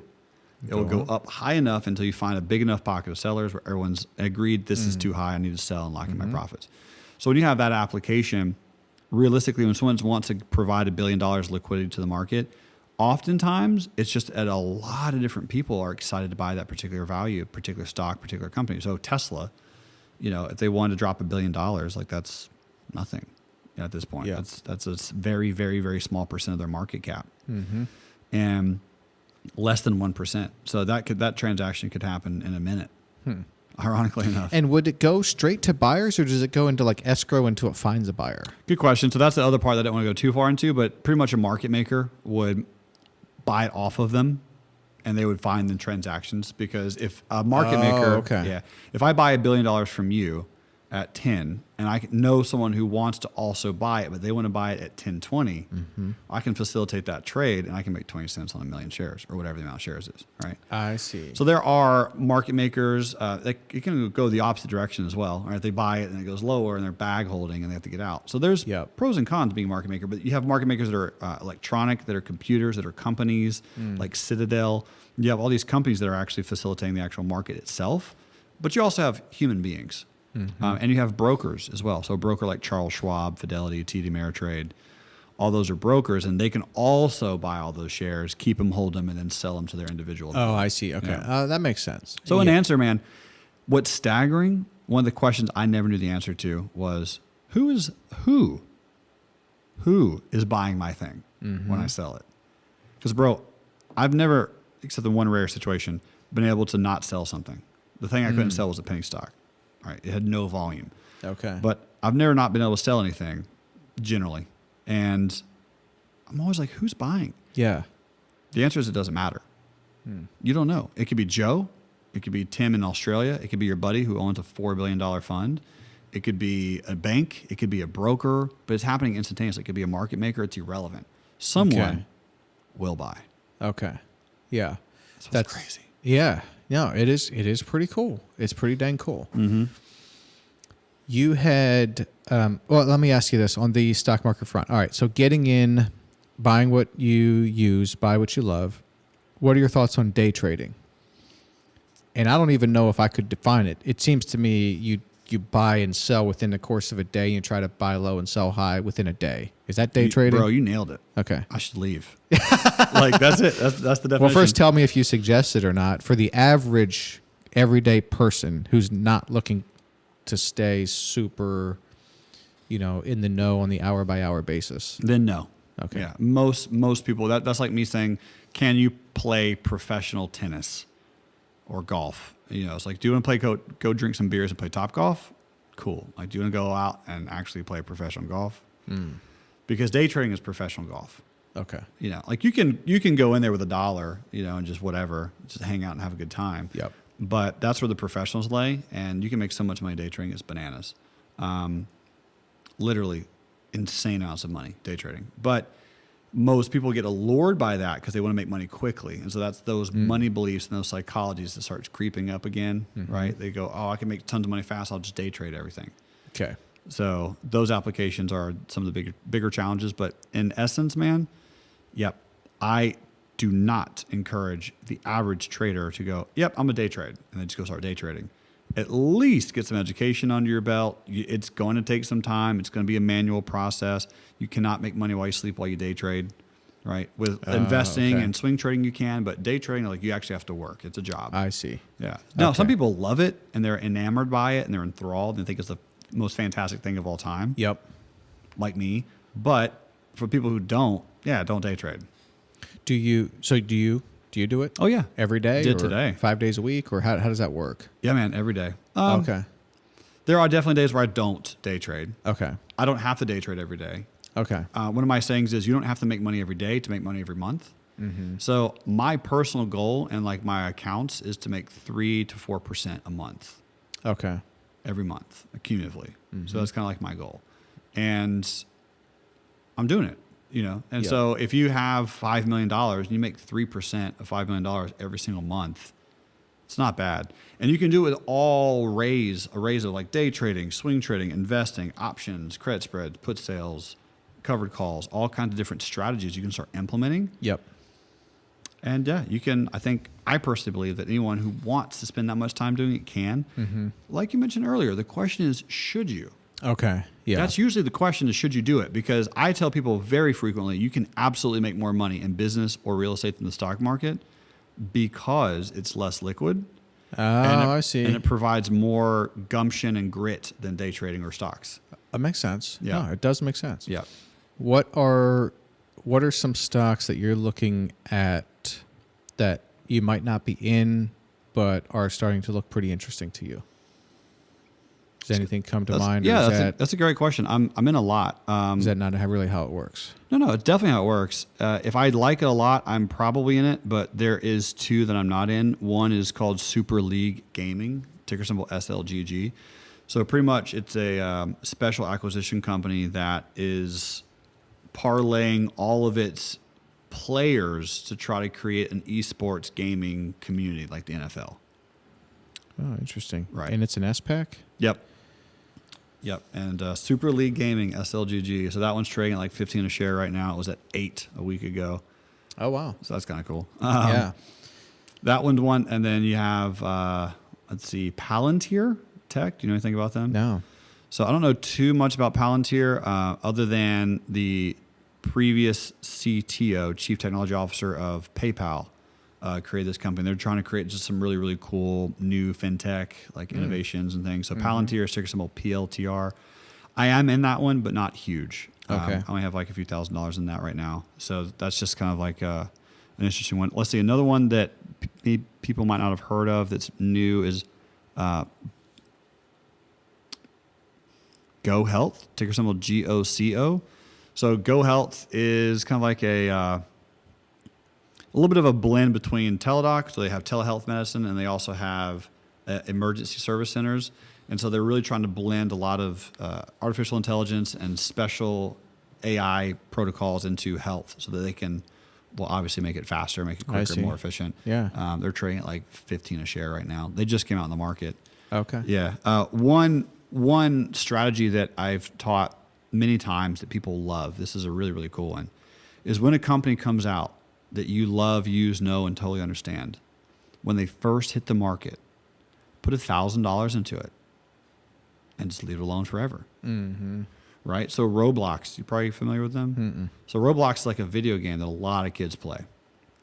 Long story short, it's very compelling because a child can create their own fictional land and their own game inside of a game.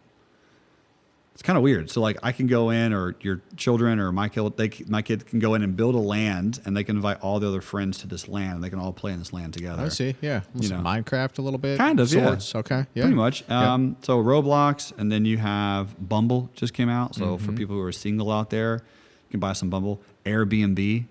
I mean, me and you both know that's going to go higher in the next 5 years. Think. Bro, Dude, unquestionably. Airbnb came out stinking hot though, right? Yeah, it was up there. I don't know what it's doing now, but it was higher. Is it really? Higher. All-time high. Yeah. Huh. Well, because think about it, man. If COVID didn't kill a hospitality industry, what will? Yeah. Yeah. I not mean, much. Yeah. nothing. They're the Armageddon. biggest. Exactly. They're the biggest hotel company in the world without owning a single hotel. Yeah. No, I see that. So yeah. it's all software. So yeah, Yep. Airbnb. I mean, you could put $1,000 into these companies. So Roblox, Bumble, and Airbnb all came out within the last like month. Hey, where can people go to stay up on this information? Is there places that they can subscribe via email? Do they just need to read the newspaper? Like where can they go to stay in the know with these companies that are coming out? Google. Okay. Yeah, you can just literally say what companies are IPOing this month, and you can do that once a month. There's a Okay. company I think called IPO.com or something like that that shows all the IPOs that are coming out. IPO stands for initial public offering. Right. Yep. You knew that, but that's when the companies go public. They go from private to public so that anyone can buy them. Okay. But yeah, man, like just Google it. Like I'm not smart. You don't have to be smart to do this. Yeah. It's perfectly fine.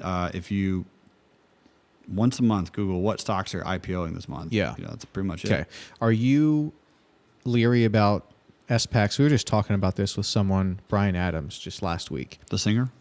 No, close. His last name or his first name is spelled Brian, B-R-I, not Yeah, Y. But yeah. Apparently, so much money went into SPACs in 2020, and since like ridiculous amount.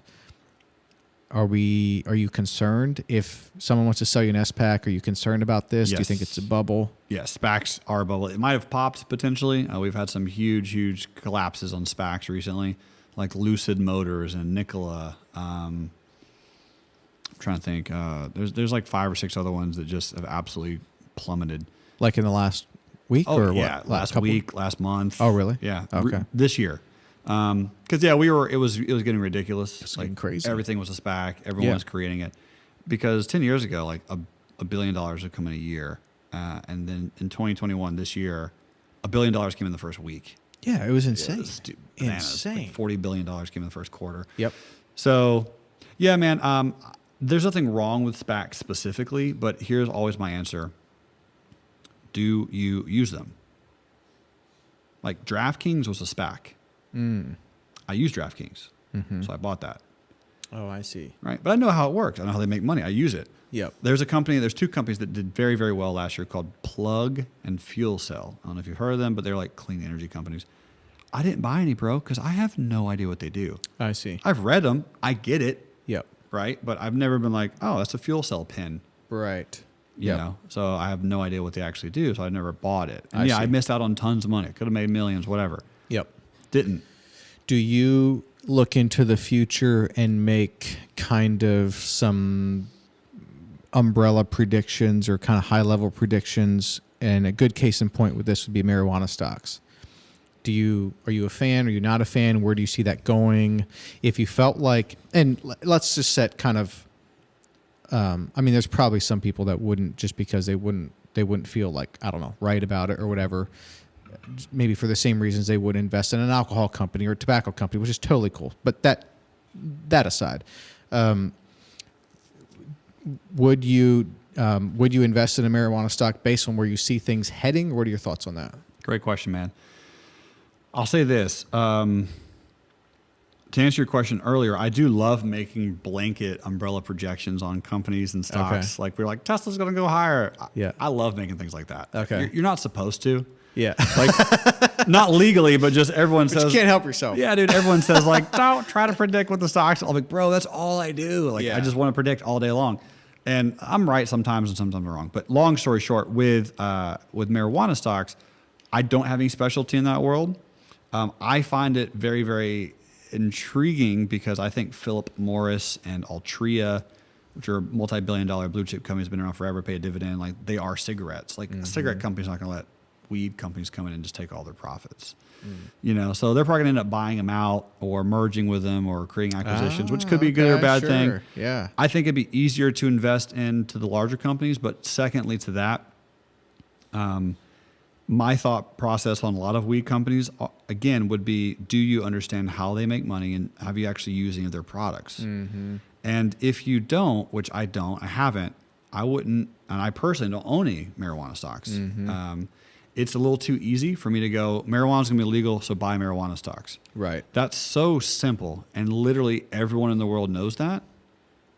That's why I haven't done it. It just seems too easy and obvious. Yep. And if I miss that boat, that's fine. Yep. But me and you also think that Shopify going at 300% in the last year was easy and obvious, but no one talked about that one. There's a difference, right? No one talked about Wix or not sexy to Shopify or talk about. GoDaddy. Yeah. Exactly. No one talked about that. Planet Fitness, right? They never turned off their credit cards. So they just kept getting the money the entire time the gyms were closed. And, Okay. you know, like Planet Fitness, like this reoccurring revenue. Netflix, everyone's using Netflix. So Yep.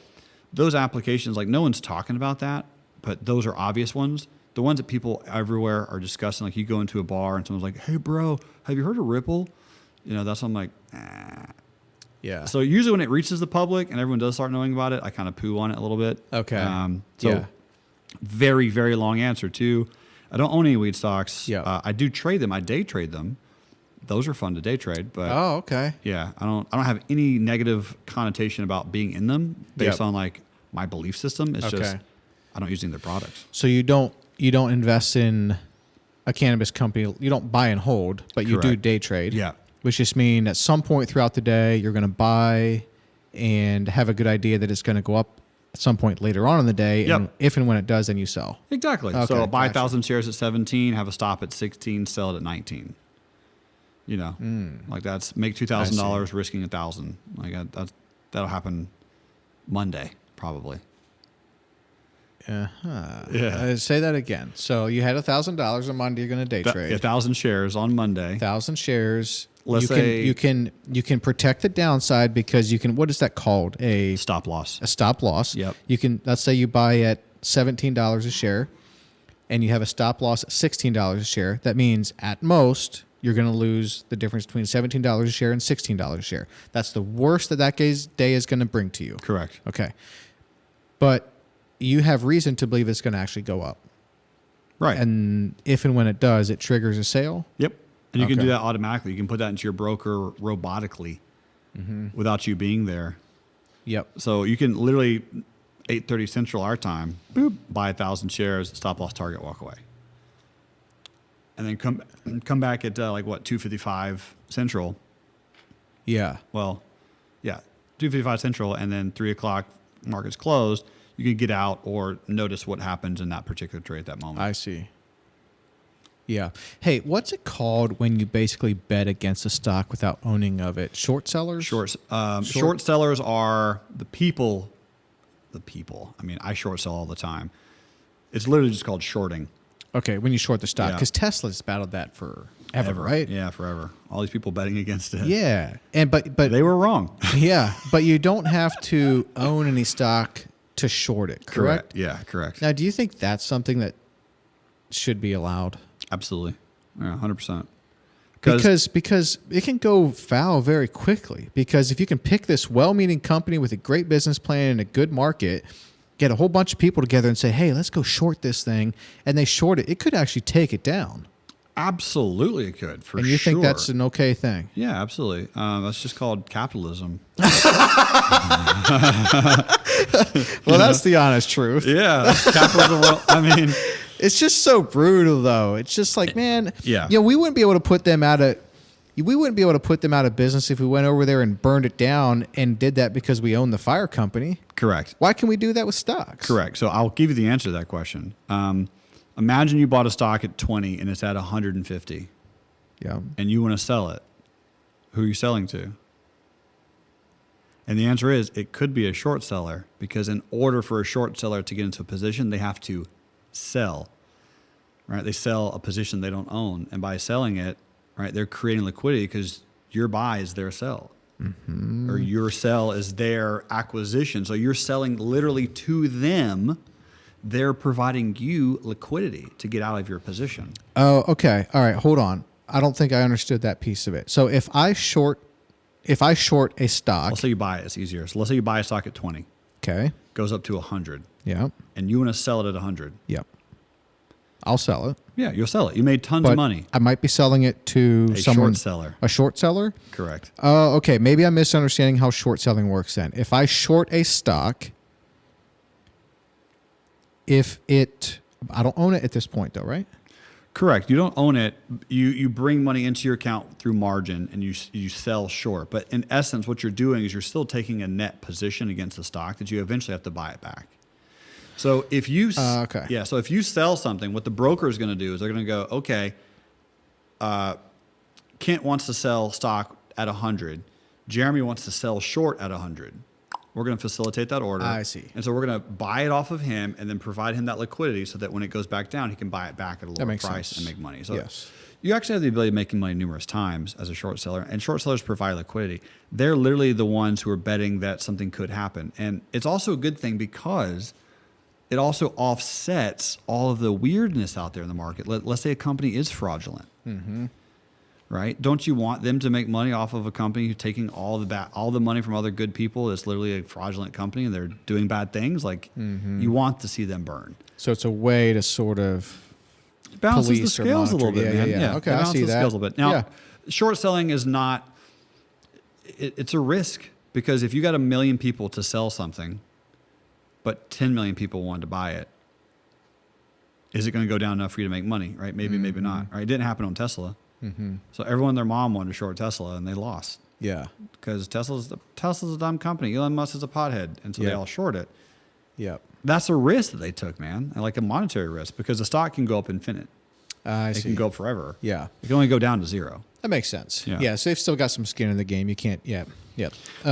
Go ahead. Yeah, but I was going to say short selling also allows active traders to take advantage of the market if it goes down. So it provides you an opportunity to make money. The broker provides mortgage interest, margin interest.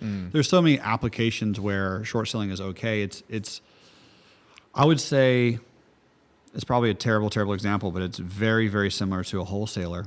You know, like in real estate, like they don't own the property. They just made a contract and they're trying to sell it at a higher price, and they bought it, but they don't actually own the thing, but they provided that person a guarantee that that house will be bought before they had an actual buyer. Sure. That does make sense. It's theoretically very similar to the same thing. Do you think we are going to experience inflation in the next 10 years? Bro, absolutely. We're experiencing it now. I saw there's like in the last month, it ticked up when it was expecting to tick down. Yeah. Inflation's only going to go up. So you think that? Hands down. Like Okay. it's history. I mean, when me and you were 5, how much did a Snickers bar cost? Yeah, less. I think, and I've said this before on the podcast, but I remember hearing in 2008, inflation, it's coming. You know, it's going to come. Like, you've never seen it. Inflation is going to be so bad. And it never came, really, to the extent they were saying. That's it. Oh, sorry. So it's like, well, okay, I'm hearing about inflation, but Yeah. I've also heard this before. Yeah, I didn't mean to bunt the microphone, but you're 100% right, because you got me all excited. Because, yes, inflation is going to come, but is it going to be like this grandiose, apocalyptic, the U.S. dollar loses all of its value? No. And if it happens, it'll be hundreds and hundreds of years from now. Okay. Yeah, the U.S. dollar, and that's a huge rabbit hole that we'd have to do a whole other podcast on, but if that occurred, they would create another world reserve currency, and it would be some type of cryptocurrency. It wouldn't be Bitcoin for sure, but Bitcoin could be the backing of it. It would be on a blockchain, maybe Ethereum, maybe Bitcoin. But long story short, inflation will happen. Things will become more expensive, but we'll make more money as well. There'll be more millionaires, more billionaires. There'll be more people with more money. There'll be a trillionaire soon. Within the next 10 years, someone will be the first trillionaire, probably Elon Musk. And that is my prediction, by the way. Is it really? Absolutely. He'll be the first Your trillionaire. prediction is Elon Musk is going to be the first trillionaire. 100%. Ooh, we got it on the KOP. That's it, baby. Jeremy Newsome's prediction: Elon Musk the first trillionaire. Yeah. That is interesting. So, with that being said, that inflation aspect is wild, right? So the more people that have more money, the more people that have more money, and the U.S. dollar will continue to lose value over time. Will it ever stop being the world reserve currency? No. Will inflation be so bad that we put it in wheelbarrows and burn it? No, I don't think so. Yeah. I don't think that'll ever happen. If it does, that'll be a world war will break out over that. Right. Yeah. Yeah, that makes sense. So with inflation, we went through a rough patch a year and a half ago and sold everything. And one of the things we sold was our house. That was way down the list of valuable assets. But right now we're renting, and I feel this pressure of got to buy quick because of inflation. Do you think that's accurate, or you don't think we're going to experience inflation to the extent where if you don't happen to own right now, in 2 years from now, you're screwed, or a year from now? No, I don't think that at all. Especially not with your skills and your network. You'll be fine. Yeah. I mean, honestly, man, and when you're talking about the whole money situation, being able to exchange someone sitting here and being in your podcast and being a member of your community and your group and your following and your tribe, there's a value to that. Mm-hmm. So being able to leverage that, leverage your network, leveraging your skills, using that for income, with the right questions. You mentioned you had a coach, right? You're not going to have to worry about that at all. Yeah. Yep. I don't honestly think ever. If that happens, the next time, I think the world's going to enter a pretty massive prosperity in the next 10, 15 years. Do you? I really do. Yeah. And I think everything's going to be great, fine, and dandy. And yes, we will have a bear market, and there will be a depression, and all that will happen, and then we'll cycle all that, and everything will be fine again. I'm a historian to the extent of I've studied enough history, booms, busts, and cycles and bubbles to know that the majority comes out just fine. Yeah. The majority comes out fine. I think that if China behaves himself and we don't have to have some freak kind of weird thing going on with within the U.S. government, and I don't know, just that we are going to have economic prosperity. I mean, I'm thinking about it for this year. Dude, we just dumped 1.9 trillion on this thing. I mean, Trillions. let's hold out our teacups because there is a tidal wave coming. That's what I think. I think this year is going to be phenomenal for the economy, and I don't know why that wouldn't go into next year and the year after. I mean, dude, that's so much money we've dumped on it and just give to Americans, and that comes out in ways of spending on everyday things. Not only that, and you're absolutely right. Not only that, and we'll have to wrap up soon, but the ability to just think through and know that that's the case and figure out ways to directly and to apply that to how we can benefit Exactly. and help other people. Should be thinking. Yeah, we should be thinking about how we can use that to our benefit, how we can use that to our knowledge and our application, and really align with so many human beings to pour into them and pour into the world and their community. 100% agree, and it seems like you're positioned well for that too. So let's wrap it up. How do you want to close? Man, gratitude. Thank you for this. You're very professional with this. It means a lot to me. I think your transparency and your communication skills are going to take you very far. And I'm happy to help you any way I can in your business or finances or thoughts. If you need a thought leader, I have tons of friends and people that could sit in this chair, and they would massively appreciate this communication style. We will take you up on that. We will take any suggestions you have or any connections. Absolutely. We're always looking for great guests. You were a great guest. Thanks, you brother. very much. My pleasure. Your time is valuable, and you are a very busy man. You've been bumping around all over the place. Yeah. Anything you want to leave with the listeners? Check out my book. It's called Money Grows on Trees. Yes. It's a really good book. It's about money mindsets. I have a podcast called Broke to Woke. It's 100% different than this, but it's mostly a little bit about my journey and one of my business partners' journeys. Her name is Brittany Turner. It's great, by the way. I've listened to some of it. Thanks, man. No, it's really good. Broke to Woke. Yeah. It's on all the podcast channels. It's also on YouTube. Yeah, it's everywhere. I saw it on YouTube. Yeah. So those are the two things. If you connect me on one of those two things, as far as my stock education platform, it's called Real Life Trading. Mm-hmm. They can go there. Go to reallifetrading.com. Get all the free education. And then they can also go to jerremynewsome.com with 2 R's in Jeremy. Yeah. And it's Newsome with an E at the end, not like the California governor. Correct. Okay. Anything else you want to call out as far as where people can find you? That's it, man. Okay. Dude, this was an honor and privilege. Dude, thank you very much. I loved it very much. Jeremy Newsome. Likewise. Thank you.